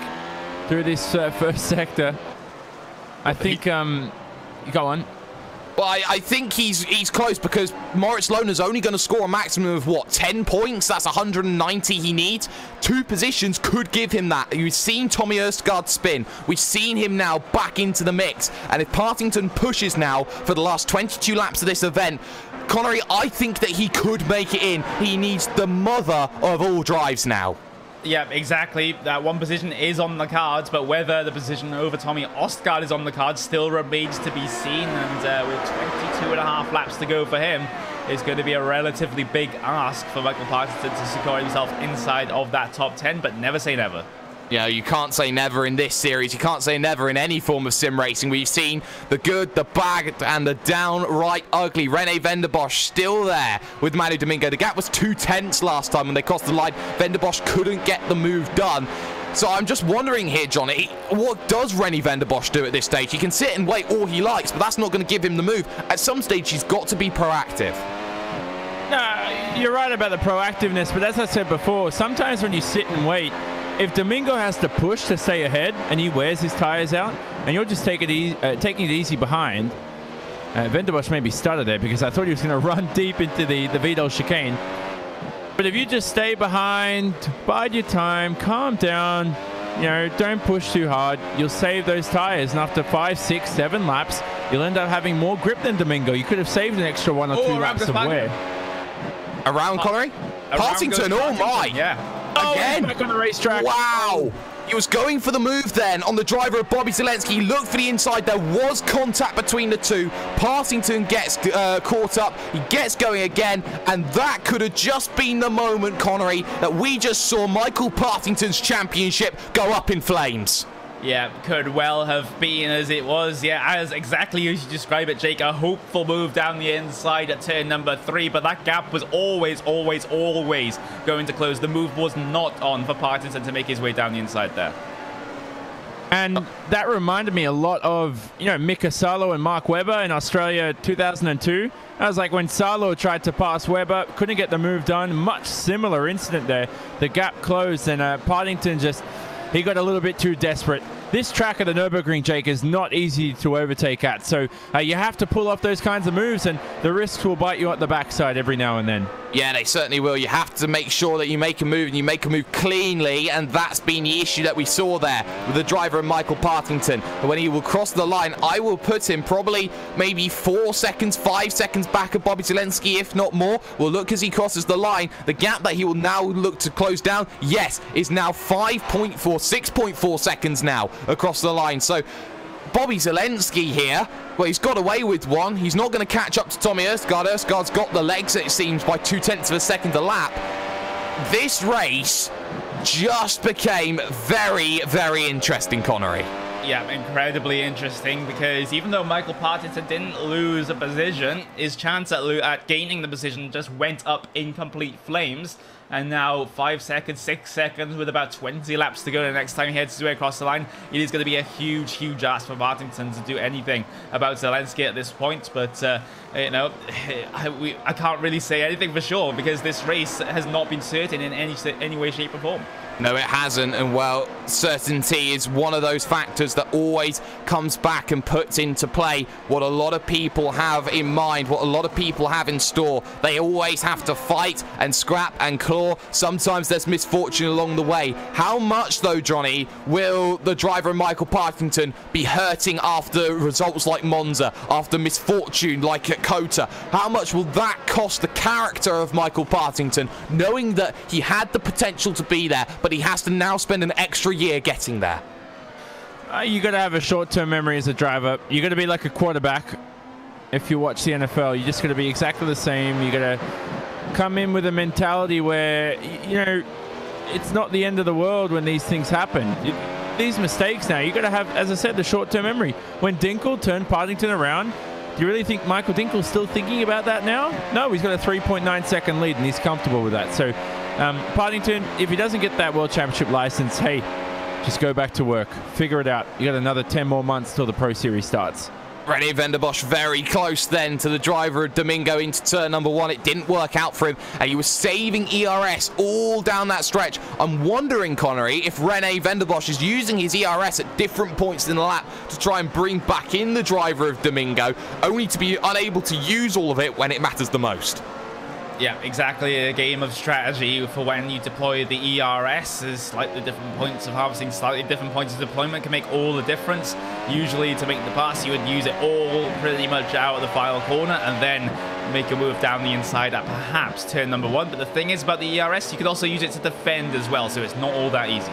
No, it's pretty much a double-edged sword. You can use it one way, you can most certainly use it another way as well. Just a reminder, you can get live timing and scoring. Head over to racebot.tv/timing. If there's a drive that you want to catch up on that we haven't seen, make sure you can check that out on circuit. This is lap 42. I'm going to put this now out of 60, so we've got 19 laps to go here at the Nürburgring. 19 laps left of the season. And Johnny, this has been a season of up and downs, and even this last race, the margins have changed drastically at this stage. Yeah, I've never seen this before, where so many drivers are missing that you're getting almost third split drivers coming into a top split race for the final round. I remember when I covered the Pro Series 2 years ago, final round was everyone was there going for the points, and there weren't many absences. So this year it's been a very sort of, every year we like to rank the Pro Series class. I think there's so much top-heavy talent, you know, in Rogers, Freddie Rasmussen, Sebastian Job, Simpson, Dinkel, all those other guys, Osgaard, Williams.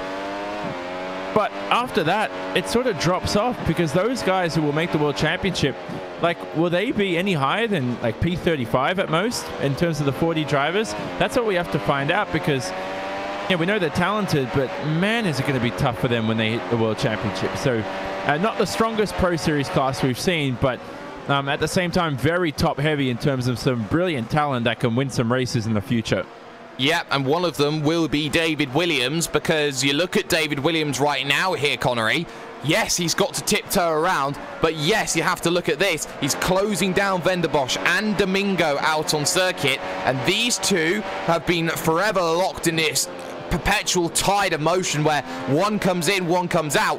David Williams could come into this battle and decide to go, you know what, I'm going to be very cautious about how I make this move, but I've got the pace to make this move.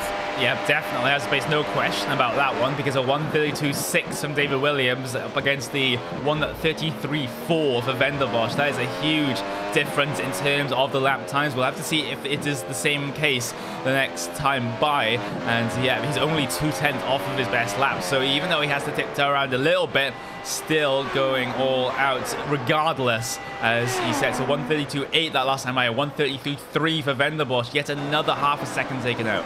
And that brings that gap down to under 2 seconds. So David Williams in the number 2. Well, there may be some lucky number that's going on here, methinks. So that's going to be something just to keep an eye out on here. Something that we haven't talked about is how Jorge Montañez is still within 2 seconds, Johnny, of Alex Bergeron. Yeah, I like that. Go Jorge Montañez. And as Bergeron runs, what line was that through the Dunlop curve? That was like the NASCAR where 150 laps through the race, I'm going to run the widest outside line I can possibly run. And Bergeron gets away with it. He's very quick on ovals, isn't he, though, Jake? Very quick on dirt ovals, at least.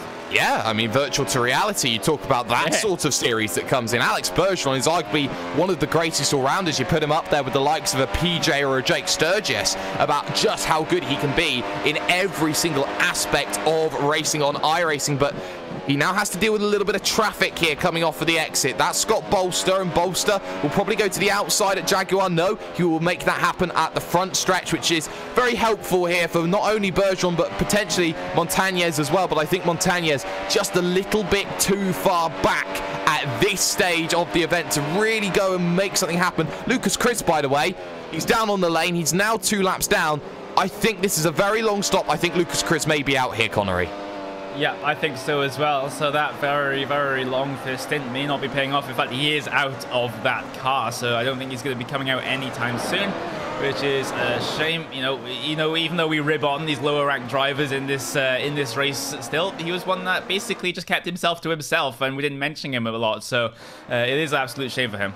Yeah, it is a little bit of a shame. And, well, Johnny, you're looking now at this final stage of the race. Everybody's just trying to consolidate at this stage. You're looking at the gaps, you know, 4.6 seconds here for Sebastian Jobs. He's had to deal with 2 bits of traffic, Diaz and Beecham, who are going at it side by side into one. Well, they can have a bit of fun being multiple laps down.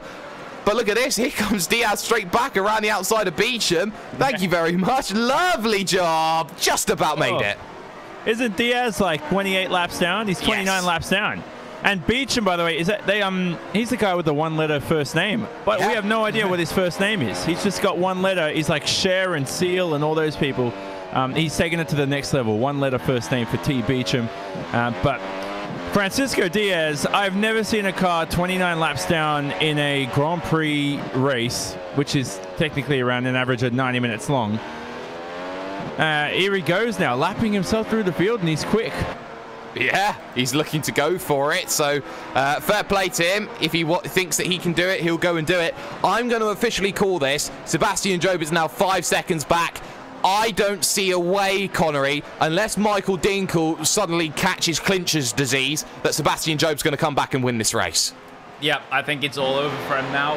4.8 seconds back, 4.9 seconds back. So unless he turns on the afterburner, so to speak, I don't think there's going to be a chance at the end of this race unless some extenuating circumstances happen to the Apex Racing UK driver currently leading this race. But it doesn't look like that's going to happen at the moment. Completely clear air ahead of him, but still a 3-car squabble going on for P number 11. Domingo, Vanderbosch and Williams. Williams is now right on the back.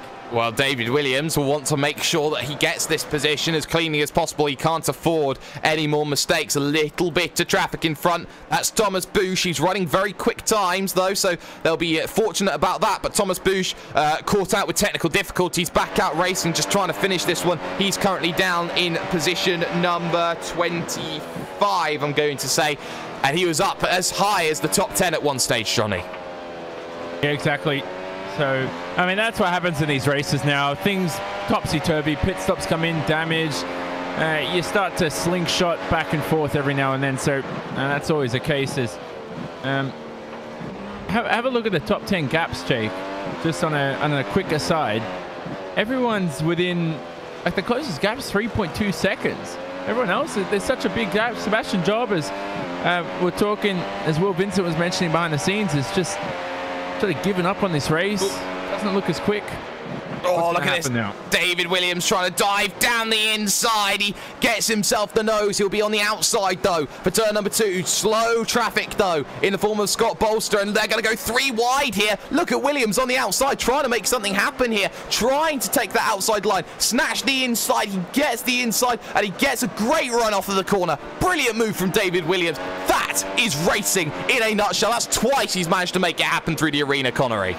Yeah, absolutely brilliant racecraft from David Williams, and I think we expect that from a VRS coach, shall we say. It'll be a little bit embarrassing if he didn't have good racecraft and he was a coach, but there we go. David Williams definitely showing what he's made of, getting past Vanderbosch, but the thing is, it still hasn't been a great race overall for him.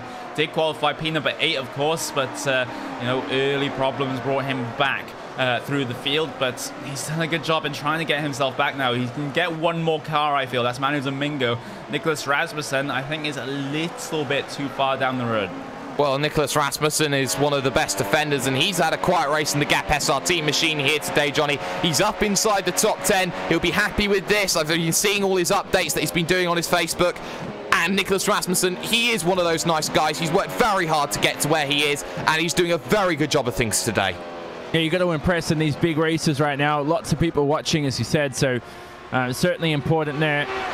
Vanderbosch dropped behind Williams. Williams is going to get past Domingo. Is he going to pull off that move, Jake, into turn 1? And he's definitely a high IQ driver, because that was never on. Well, he certainly seems to be a lot more confident on the brakes compared to Manu Domingo. That much I can say for certain from David Williams right now. And Manu Domingo now will have to be careful at every corner because there is an opportunity wherever it comes. And you can see how David Williams backed himself up there through 3 to get a much better drive through corner number 4 into now the likes of the Valvoline and the Ford Curve as they get down the hill into the right hand. A beautiful corner that right-hander is. And now David Williams making this run to Dunlop. Connery, he's close, but he now just needs to think about making this move, making something happen. You know, it's not a case of David Williams has all the liberties in the world to just throw one down the inside.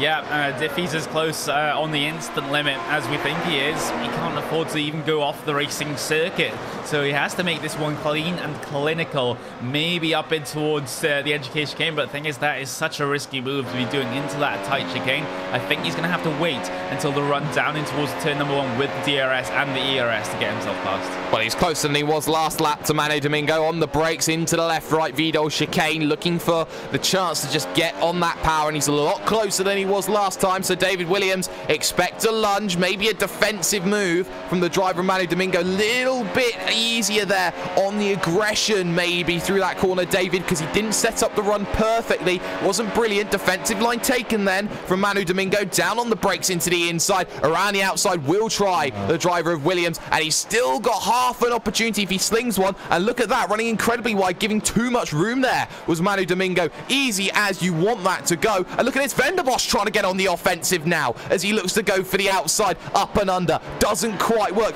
Rene had an opportunity. He didn't quite take it though, Johnny.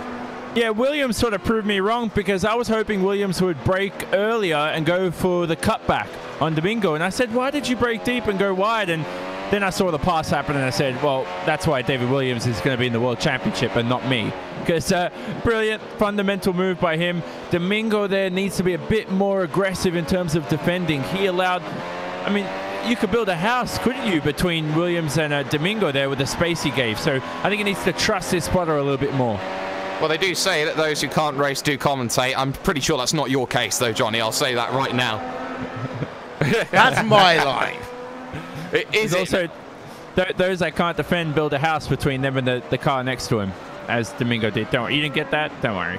Well, I believe that the Johnny Simone Profit Book will now be on sale in all good retail stores very, very soon. I tell you what, though, Michael Partington's not done with this. He's brought the gap down to Zelensky down to just 1.6 seconds or so. And Connery, Michael Partington is giving everything now and then some.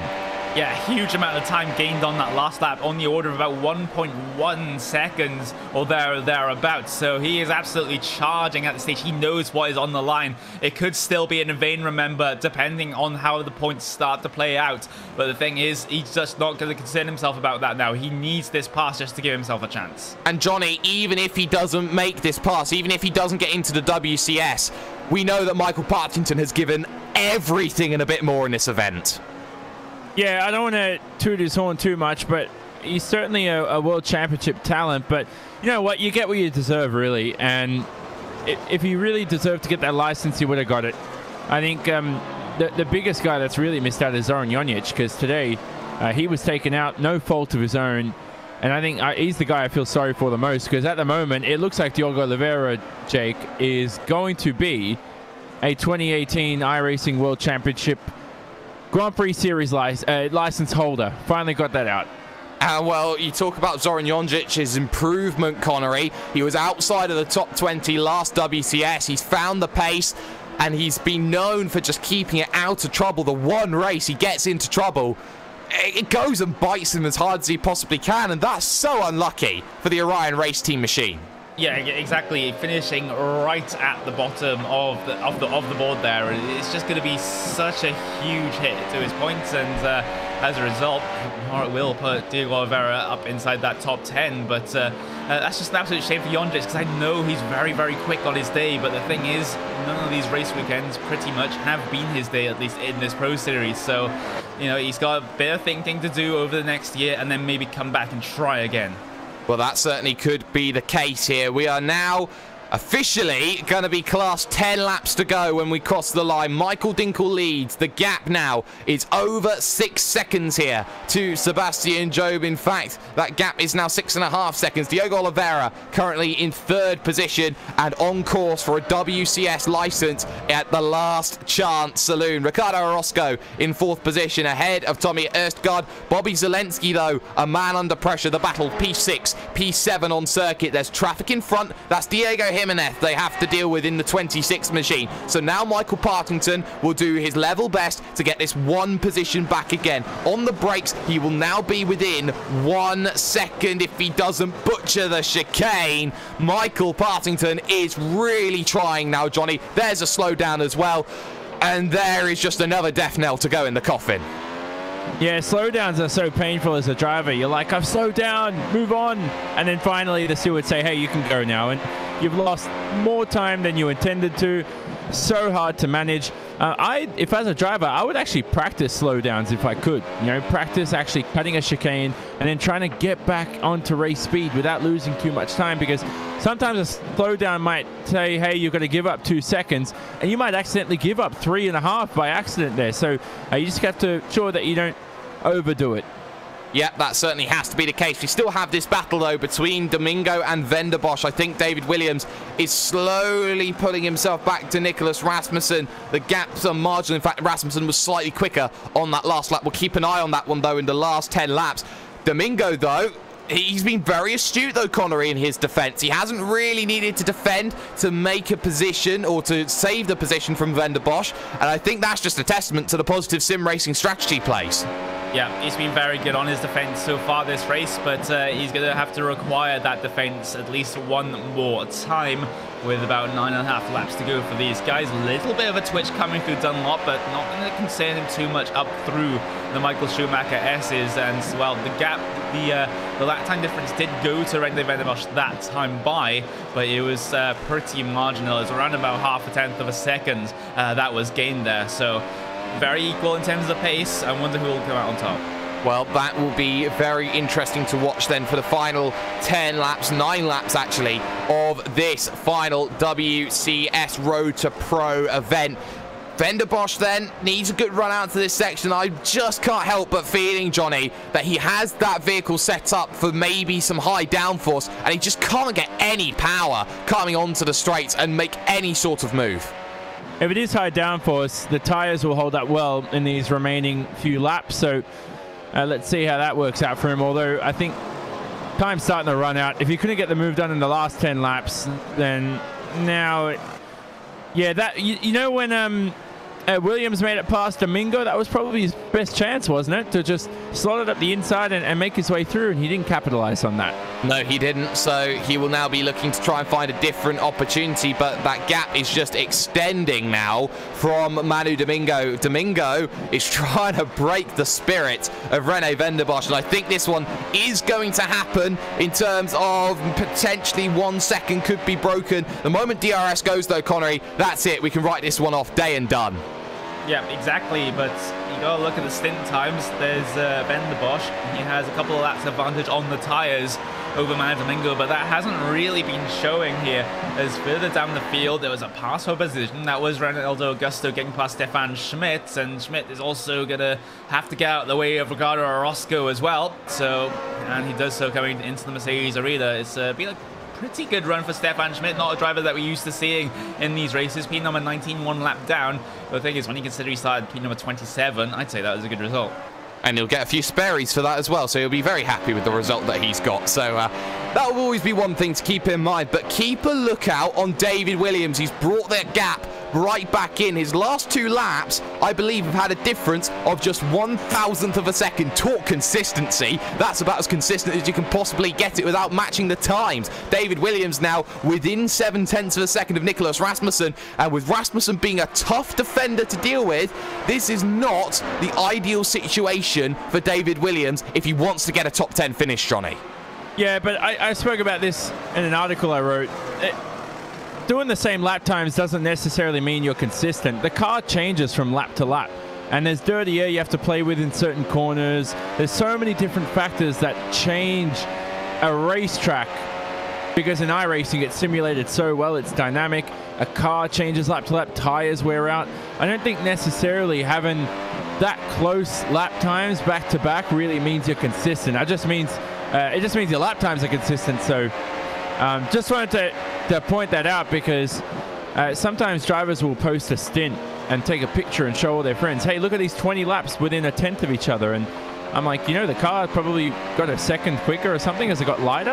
And it's like, you should be quicker than that. But anyway, here's Williams. Wow, he's going to go to the outside then of the driver of Nicholas Rasmussen. Rasmussen will defend this all the way for the top 10. Go careful. You can see the double take from the driver of David Williams. He is desperate not to get an incident point there. You can see if he was a little bit more aggressive, he had more liberty with that, Connery, he would have sent that straight down the inside at the second part of the chicane. Yeah, it has to be oh so careful. You're completely right. He could have just sent it across the curbs, but the thing is that would have given him the one incident point that will push him over into being disqualified from this event. So that is a heart-in-mouth moment for David Williams. But the thing is, you know, does he need this position now, Jake? Because is this just for fun now, pretty much? Well, I don't know for David Williams. I think he wants top 10. I think he's targeting it, but I think he's walking over hot coals at this stage. He has to be so cautious now about the way he attacks Nicholas Rasmussen. And Rasmussen will not take any tomfoolery because, Johnny, we know, we've seen in the likes of the iRacing Grand Prix series, Nicholas Rasmussen can hold off a Davide Corpse. That takes skill. Yeah, exactly, it does. So Rasmussen is robust, solid. He's a juggernaut in terms of the defensive end, and this racetrack makes it a little bit easier. It complements his style, Jake, because it's so narrow, minimal tarmac runoff areas, difficult to overtake with the short straights. And there's a little bit of traffic in front. Francisco Diaz, T. Beecham, they've got to negotiate the pair of them at some stage then before the end of the 6 laps that they have remaining when they cross the line. So David Williams will be closer at this stage. We'll look to set the run up then towards turn number 1, but I'm wondering if Rasmussen can collect some DRS off of Francisco Diaz to really use that as a benefit moving forward. You're going to see Williams get close. Will the DRS flap open on the driver of Nicholas Rasmussen? Yes, it will. So he can defend this one into 1. Big lunge down to the inside. Deals with the traffic fantastically. Little bit cautious there, Connery, from Rasmussen, but he knows that he can be cautious because he knows he's not going to catch Montañez in front. He's now just solely thinking about defending. Big dive down to the inside. David Williams with a big one, but look at this. Rasmussen came straight back on the outside. Yeah, looking to get the run off of 4, and careful not to get an instant point there, and in fact, that's going to be it. David Williams DQ'd. Wow, David Williams tried for it, he went for broke, and well, he will end up with no chips left coming out to the casino. Big shame there for David Williams, but he's, in a sense, he could have stepped back and waited there, Johnny. He had only but himself to blame, you could say, in that situation. Yeah, he knows it too, though, because he's aware of that. It's not like it's an anonymous thing. It's not like it's behind the scenes. He's aware of how many incident points he has, but sometimes your driver instincts come into play and you forget that. So David Williams out of the race. Not the best way to end the season, but hey, we're going to see him in the World Championship, hopefully. It's not entirely on the bubble as to whether he'd make it or not, but it'd have to be a very dramatic circumstance if he didn't. Yeah, it would be a dramatic circumstance, but he's ahead on points on Moritz Lohner, so I guess he should be safer if you think Moritz Lohner has lost points, and he will lose less points than Lohner because he'll be probably at worst 26, and Zoran Jonjic as well, who I think we are calling out of the WCS.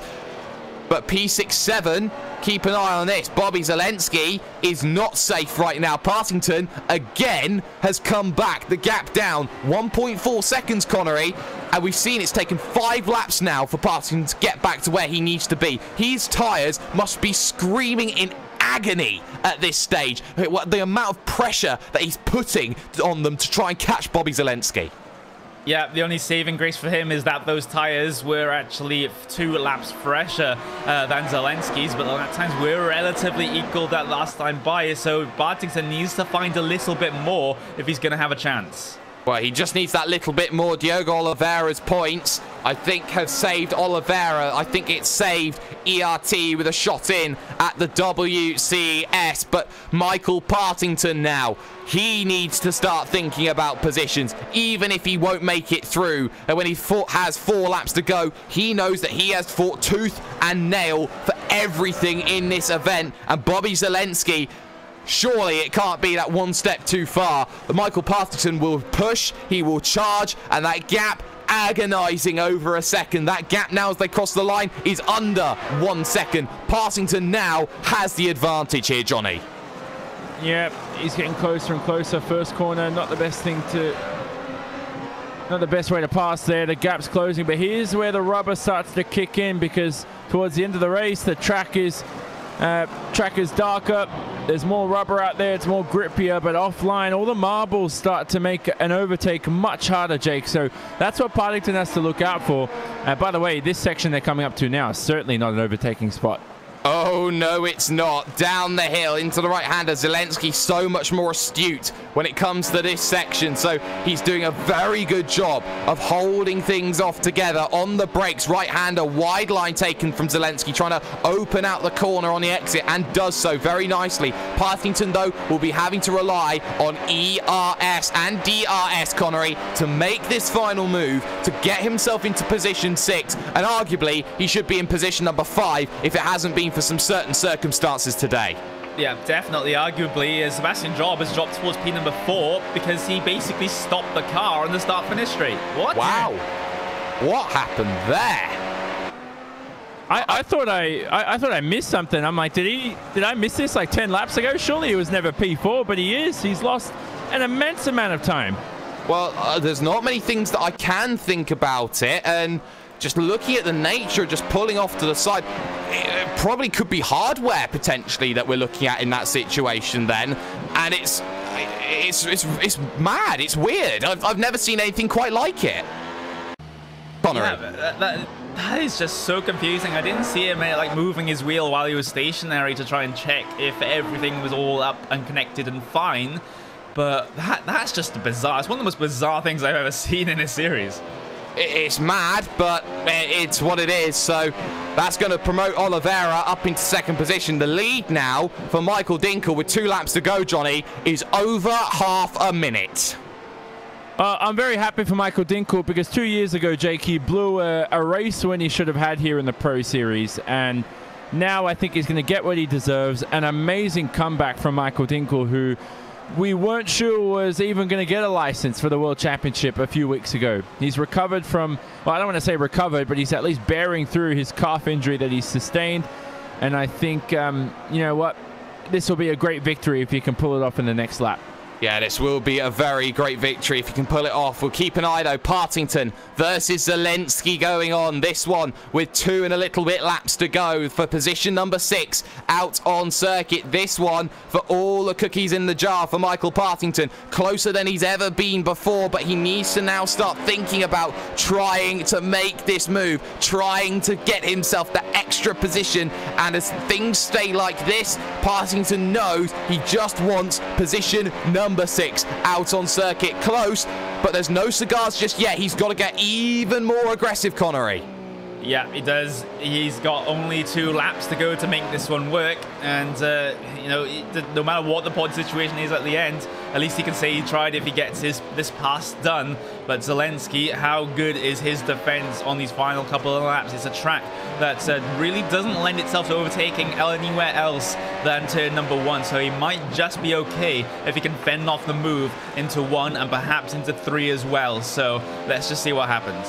A white flag will fly for Michael Dinkel on home soil. He will be happy in the fact that he has had this race. He's broken the driver of Sebastian Job, and when Job pulled off, he guaranteed guaranteed a victory if it wasn't heir apparent already. Bobby Zalenski, though, can he pull away from Michael Partington? And Partington is running out of chances now to go and make this move. Into the left-hander he comes of Bilstein, looking for the right then of Vorsteiner. Not happening right now, needing to get himself a good chase, and he is close, but this is the run that he needs to get then. Out of Ad Van Bogen, the run to Vidal, he will look. On the brakes he goes, and they are nose to tail again. Missed apex, though, from the driver of what is Michael Partington. That's going to cost him on this opportunity, which means it will have to come back to Vidal on the final lap if he wants any chance of taking the position of Bobby Zalenski. We'll have a look into one. The gap between the drivers is just half a second. That's not close enough to make this move. So for Michael Dinkel, we will turn and we will look at this. This is as inspirational as Niki Lauda's comeback after his horrific burns in the 1970 seasons that he had against James Hunt. This is what Michael Dinkel's done. Torn calf and all, he has fought back for the final 2 rounds. He has fought back to back-to-back podiums, and not only that, he's a race winner in the WCS again. Michael Dinkel wins at the Nürburgring, books a place in the WCS, and it's a long wait going back to Diogo Oliveira in second position, and this drive today has probably secured him a WCS seat if there ever was going to be any doubt. A driver deserving of that moniker. So much experience. Moved to Evolution Racing Team. Little bit of contact there with Scott Bolsa. Little bit of miscommunication. That won't matter though for Oliveira. He'll round the final corner, and I think it's not official, but Diogo Oliveira should have a WCS seat at the table. Eyes though to Michael Partington though, Connery. He's very, very close. Very, very close. It's going to have to be a last-ditch attempt, either up into Vidal or up into the Coca-Cola curve. Look at the closing speed. Down towards the inside he'll go. Does Partington, locks them up, has to escape across the escape road on the grass. He will give back that position, and it's going to be Zalenski taking P number 6. That was last gasp, and the gasp was far too heavy from Michael Partington. That goes away to the driver of Bobby Zalenski. Tommy Østergaard comes home in 5th position, and I am not sure who is champion, if it's Østergaard or if it's Alex Simpson. We will have to look at that as well from the final results too. This is massive when it comes down to it, because we've had everything up in the air, Johnny, here today, and it has been a sensational race in terms of just how much drama has gone on.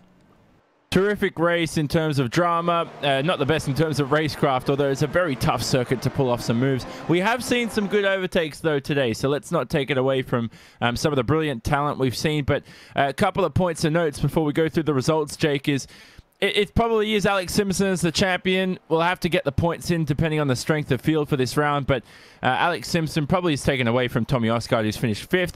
And the other thing is, at the line, Michael Partington slowed down a little bit. Now, he wasn't within 5 seconds or anything, but if there's ever a penalty that will apply post-race, I would try and finish as quick as I can, because we've seen it in many different motorsport series. Drivers will slow down at the line, and let's say they finish 5.5 behind another driver, and that driver gets a 5-second penalty.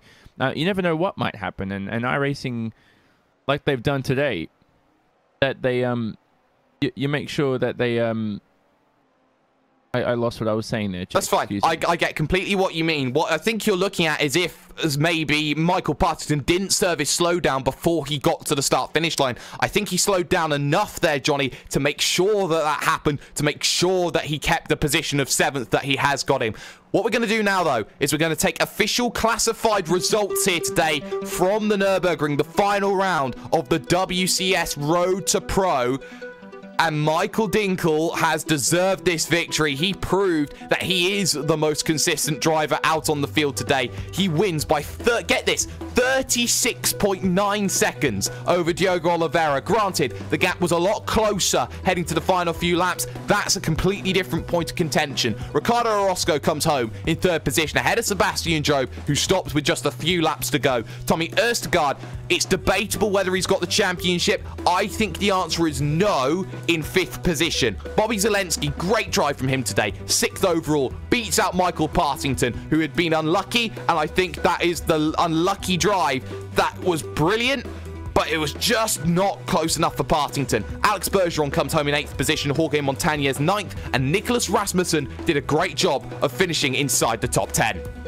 You look further down onto the second page, the likes of Manu Domingo, Rene Venderbosch, Carl Germanton, the birthday man. The birthday boy gets himself a very nice finish there. 13th, he'll be very pleased with that. Matteo Calistani, Istvan Ballo and his track Campax for Gourmet. P15, very happy with that result for him. Carl Winkler, Victor Prato in there, Stefan Schmidt. And you look further down, the likes of drivers laps down. David Williams getting disqualified in the late stages of the event. Jaume Girot struggling. Andrew Adair Saunters struggling today. Alex Simpson out. Moritz Lohner out. Zoran Jonjic, as far as I can see, out of the WCS. But what we're going to do is we're going to step back. We're going to take a short break. When we come back, post-race interviews, and we'll try and see if we can get official classification for what is the final round of the WCS, who's in, who's out, and how it all plays out.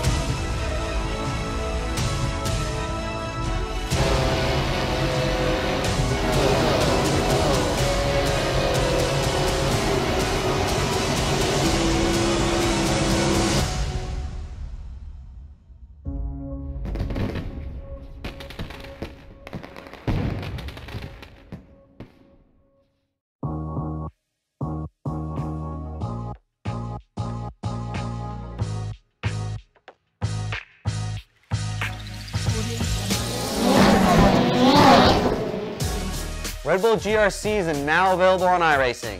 I personally put my blood, sweat, and tears into this thing, developing the cars, the tracks, the dirt, making sure it is authentic as possible, and I really think you guys are going to love it.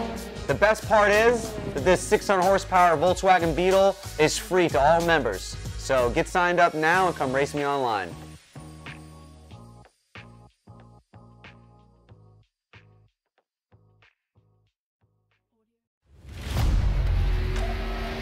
The yellow flag is out. Pit road is now open. Keep your eye on those gauges. We'll give you 4 tyres. 3, 2, 1, now.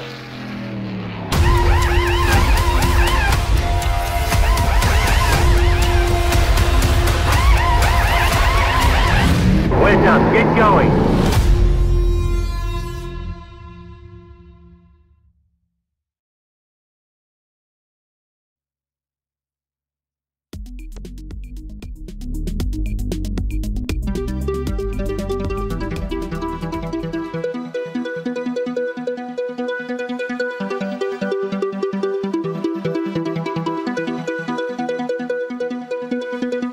Hi, I'm Will Vincent. I'm not allowed to talk on these broadcasts. Back to you, Jake. Thank you, Will. And you can continue not talking for a little while longer. Fantastic racing that we have had here today. And what a brilliant result it has been for this driver from Apex Racing UK, Michael Dinkel. First of all, how's the leg? It's okay, but first of all I have to say a big sorry for Michael Parting, because I hit him after my pit stop on the first corner. It turned him around just a little bit. It was my mistake, I was just closing in too quickly. And I have to say a big sorry for him. First of all. Well, that's first and foremost, but of course a win, home soil as well. Always very nice to do it in front of your fans, we put in inverted commas. But Michael, let's talk about this race, because it was pretty much yourself, a dogfight with Sebastian Job today. And ultimately, it came down to who made the least mistakes, and you put yourself out there ahead of anybody else. A dogfight. Yeah, on the start, I tried to get around Sepp because I know when you are behind someone, your pace can be quite compromised. I couldn't make it work. It would have been also too much risk, you know. I have to catch the point, so I don't try something stupid, but I had confidence that I can do it sooner or later, and after the 5 laps I realized I can stick to him, so it was not like the races before where I fall back slowly and steadily, and I knew maybe I will catch him by the pit stop, and suddenly he made this mistake on a chicane and I was able to catch him, and from this point I could run my own race, try to make as least as possible mistakes. One happened or 2 happened, and yeah, at the end it was just staying focused. Sepp tried to undercut me, I tried to react instantly, it worked out, and from then on I was just trying to stay on track, keep myself concentrated, pushing, and luckily when no one is racing or Frede, Sepp is not practicing, and Rogers is not here, so I'm winning a race finally. You're winning a race, so you can certainly be happy with that. And the effort that's gone into Apex all season, you've had yourself, you've had Ferret Kern for certain stages of the season, Alex Simpson as well, who we can confirm is the champion of the Road to Pro for 2017-18. Massive congratulations to the team boss, Alex Simpson, on that. But for you yourself, you've had to work harder than anybody else. You've been coming back from injury, you've been testing out, you've been feeling how your leg has been every single time. And it's something that a lot of sim racers don't go through. What sorts of pressures have you had to deal with in these last 3 weeks? Yeah, prior Imola, did this and sometimes you do sports and something like this happening because I'm not getting younger. So, okay, it happened. I tried to do it because you put in already practice, but it was way too much pain. I couldn't even put the pedal down, and you know, my leg got better and better, but I still had to do a different braking technique. I tried to adopt it, and it's getting better. One was less at Indianapolis. I struggled a lot still, but nevertheless, the race was still very, very good, and the gaps in Indy are very close always. At Nürburgring, I went out on the track. I felt okay. It suits me better. I know when I practice with Alex, okay, that getting better. Yeah, and at the end, I can't really say. At the end, I saw what the gaps or what basically happened, but yeah, it was just great, and the leg is getting better and better. So today I would not say so. The leg would have hurted me in any way. So it was just really, really good today. Well, certainly very good for you. So before we let you go, Michael, any shout outs to sponsors for a fantastic victory here today? Yeah, what do we have? Sorry, Alex, sorry. Oh no, Simicube. Say thank you to Simicube. Oh, Isn't that Inex though, Will? I don't care. Just say thank you to them anyway. Yeah, I think it's SDK Gaming. Yes, it's the whole team in general, and yeah, was really great. Thanks very much. Well, no worries there. Michael Dinkel doing a fantastic job of things here. Joining Jonathan Simone now here in the commentary booth is a certain Mr. Bobby Zelensky. Yeah, very happy to be speaking to Bobby. I haven't spoken in a while, have we, Bobby? And actually a great time to be speaking to you because a tremendous result, P6. Do you credit this to maybe the low strength of the field, or did you just put in a bit of extra practice for this round? I really don't know. I think for one of the only times this season I got a good qualifying lap in. That helped. And then I had a really good start and got through all the madness and was just able to defend my position all race. I don't think I had any good speed or anything. I think kind of the guys around us kept kind of making mistakes. And it's funny how things work out. This is by far the least I've prepared for a race for obvious reasons. I'm not in the hunt for top 10. And then it's my best result, so you know, what do you know? But I just wanted to come out here, have fun, and it was a lot of fun. It feels really good to get a finish like this. Yeah, the other thing I wanted to ask was, you've experienced a lot of the oval side, obviously.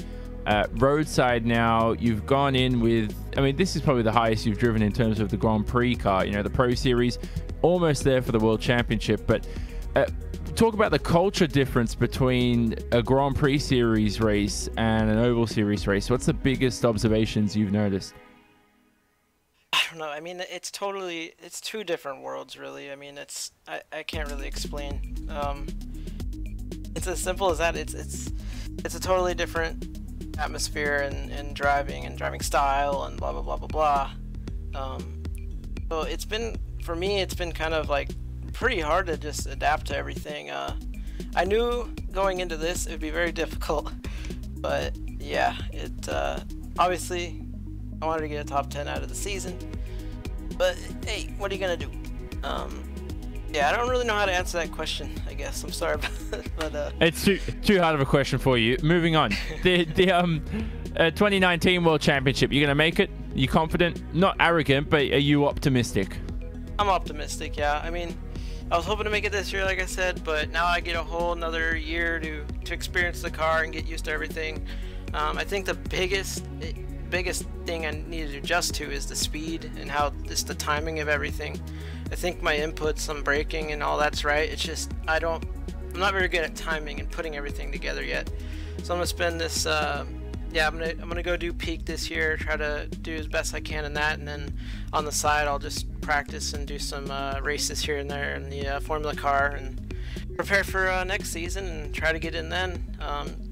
Yeah, I think it's gonna be top 20 next year, so that'll be interesting. Yeah, I think I'm confident that I'll improve for sure with another year of working on it. Wait, so just quickly, bonus question: if you're not ready right now for the World Championship, it might be a gift in disguise for you to come back in 2019 even ready and even better and even more ready. Yeah, I guess I obviously it would be great to make it just to get that World Championship experience, even though say in the back half of the field. But hey, maybe I can. Yeah, I don't know. I'll just do the best I can this year to prepare, and yeah, gonna go and drive. Might as well give you a quick moment to give and plug your team, whatever you want to do. Hugs and kisses for your team, and confess your love to everybody that made this Pro Series what it was for you. Well, I don't got a team running privateer. I give a shout out to some of the Coanda guys. I've been hanging around there a lot. They're good friends. Oh, hey, there we go. Helping me out with the spotting and strategy, and I'll tell me when to pit and stuff. They're all good guys over there. Part of the VRS family. That's really about it. I'm just kind of doing this don't love on me? my own. Other than that, what? You don't love me? Oh, Will, dude, everybody loves you, man. For a moment, I started crying. The good news is that there you go, Jake. That was Bobby Zelensky with his, I think, 100 people in that team, personnel, engineers, all his teammates helping him make this Pro Series what it was for him. Well, that's always been fantastic there. We've seen just how much work has been put in by Bobby Zelensky and everybody back with Bobby Zelensky behind him. Connery, though, you're standing by with Evolution Racing Team's Kid iRacing himself, Alex Bergeron. Yeah, exactly. Here with Mr. Alex Bergeron. And, well, Alex, you're pretty much out of contention coming into this race for getting yourself inside of that top 10. But, regardless, it was a very good finish to your season, finishing up in P number 8. So is that the kind of race result which now carries into other things that you do now? Because, of course, you don't have a license. So what are your other plans? Yeah, like I said last week, we're gonna run some sprint cars and hopefully NASCAR P in the free series. But this race, like Zelensky said, is just that's the least practice I've made for for the race, and had a good result. So I think 2 P8 and 2.8 finishes, like 2.8 position finish in 2 weeks. So it's very good. I could have got maybe 7 or 6, but we made 2 big mistakes and that cost us a position. But I had to let Michael get the bye because I just want him to get in. So I don't know what's going to happen there because I definitely don't have a chance, but you could have got a chance. So we'll see here with the result. But it was definitely a blast this season. We could have got better result. If I could have gotten top split the first 2 races, but we're gonna make some better result next year and try to get in. Yeah, and you might have done just enough for your teammate if what Mr. Sperry in the chat is saying. So we'll just have to keep an eye on that one. But you know, sort of overall in this season, even though you didn't get a license, are you happy with how things went? But yeah, for sure, we definitely improve on the pace. You know, I just put a little bit more practice into it. Last year in WCS, I didn't have the time at all to to put down the practice with peak and stuff at the same time. So hopefully I can do better next year. But if it definitely was an improvement in this Pro Series, and we're looking forward for next year, hopefully. Yeah, speaking of next year, if the rule changes are to be correct, then we might have 20 qualifiers from this series going into the WCS series, like we have had previously. So that is going to be a brilliant chance for you to get yourself back into the World Championship Grand Prix series. Of course, you were on the cusp of getting in or out last season. You got P number 20, which is just the cutoff point for getting a license. But you finished, well, before this race started, you were P number 15 in points. We'll see how that one turns out in just a couple of moments' time. But you know, the qualifiers going back up to 20. Surely next year that is going to be Alex Bergeron back in the World Championship Series. Yeah, we'll see. I mean, we never know what could happen. I know last year in the Pro Series, I was in second split mode of the season, so that didn't help me a lot. I think I won 2 races, but that was just enough to get in. You know, my rating was not high enough, but you know, this year we made some improvements, and with Evolution Racing team on, I mean, that was a blast. They're all good guys, and they're very fast, so I can improve myself with these guys. Good job on Diogo for second place today. That was very awesome. I mean, he's very quick, so you know, that was a blast. I mean, a couple of top 10s this season, so and top split with all these fast guys. So yeah, I'm very happy with the season and looking forward, like I said. Is there anyone you want to thank before we let you go for the final round of the season? Yeah, man. Thanks for the guys. You know, Evolution Racing team. You guys, RaceBot for broadcasting, and the Drill Spill, Marink, Ashton Crowder, CrowderCrew.com, and well, that's it. That is it. And well, Jake, you may have some noise with the may have some news. Sorry, not noise, with the points. This is massive for the top 10. I put the points down as a tie between Moritz Lohner and Michael Partington. That's how I'm seeing it at the moment.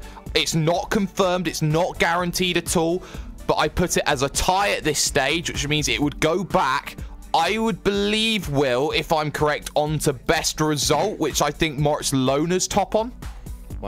Yes, it will go to, basically, it will go down in simple facts. It will go to who won if no one won, who had a number of P2s, P3s, P4s, P5s, P6s, so on and so forth. So basically, whoever gets the highest position over the course of the season will be in.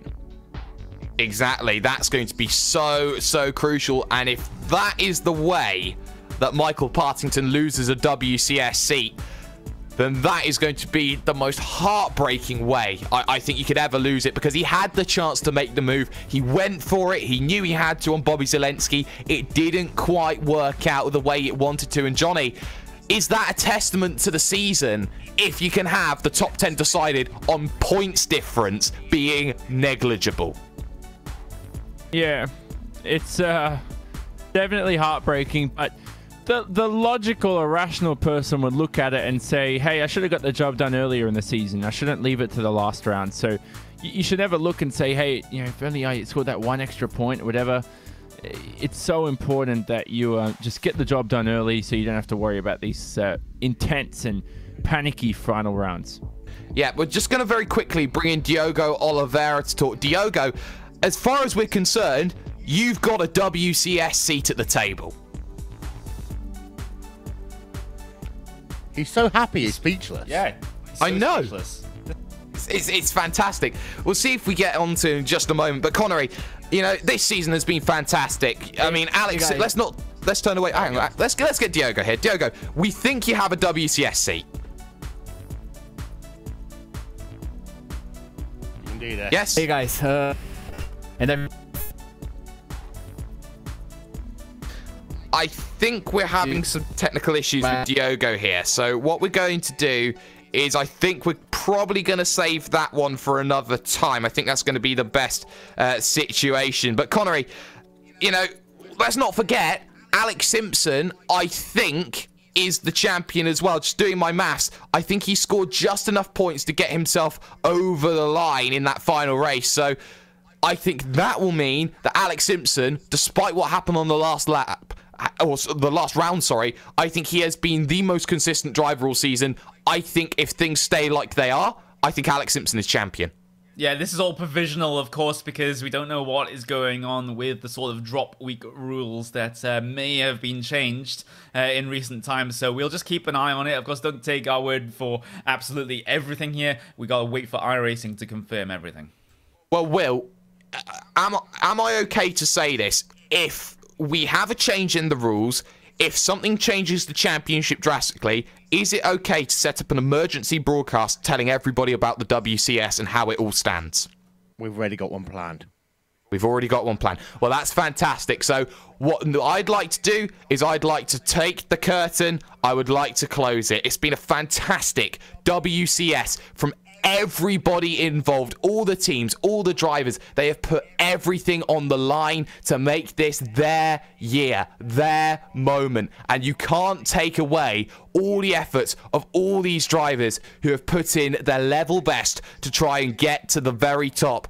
So on that note, I'm going to call this. Thank you very much, everyone, for watching. This is the end of our coverage here on RaceSpot TV and iRacing Live. A massive thanks have to go to And Wern Designs, our official graphics partners here at RaceSpot TV, along with Appgineer and ATVO, our graphics engine here at RaceSpot TV. Special thanks also have to go to Istvan Ballo's Track Cam Packs for Gourmet. Make sure that you check them out and make sure that you get your hands on them. Special thanks also go to Simon Grossman for our animations, and of course Nick Thyssen for our live timing and scoring. Don't forget, we've got so much going on this weekend. We have the likes of the Sports Car Open final. Vendaval could take the clean sweep in the championship at the final round at Interlagos. You also have the likes of the Sim Racing Grand Prix that we have going on. Norway's finest will have a very, very strong battle all the way towards their end of their championship. And of course, there is so much more that you catch up on with RaceSpot TV and other broadcasters as well. So for the time being, that's been Connery Maddock. That has been the man of Jonathan Simone. That's also been Will Vincent behind the camera desk. I have been #DoYouMindJake Sperry, and you can't say anything more about a season that goes down to the proverbial wire. We may be back, we may not be back. We will let you know, however. So make sure you stay tuned and make sure you keep yourself in play, because my goodness, have we got a Royal Rumble coming up if things have changed.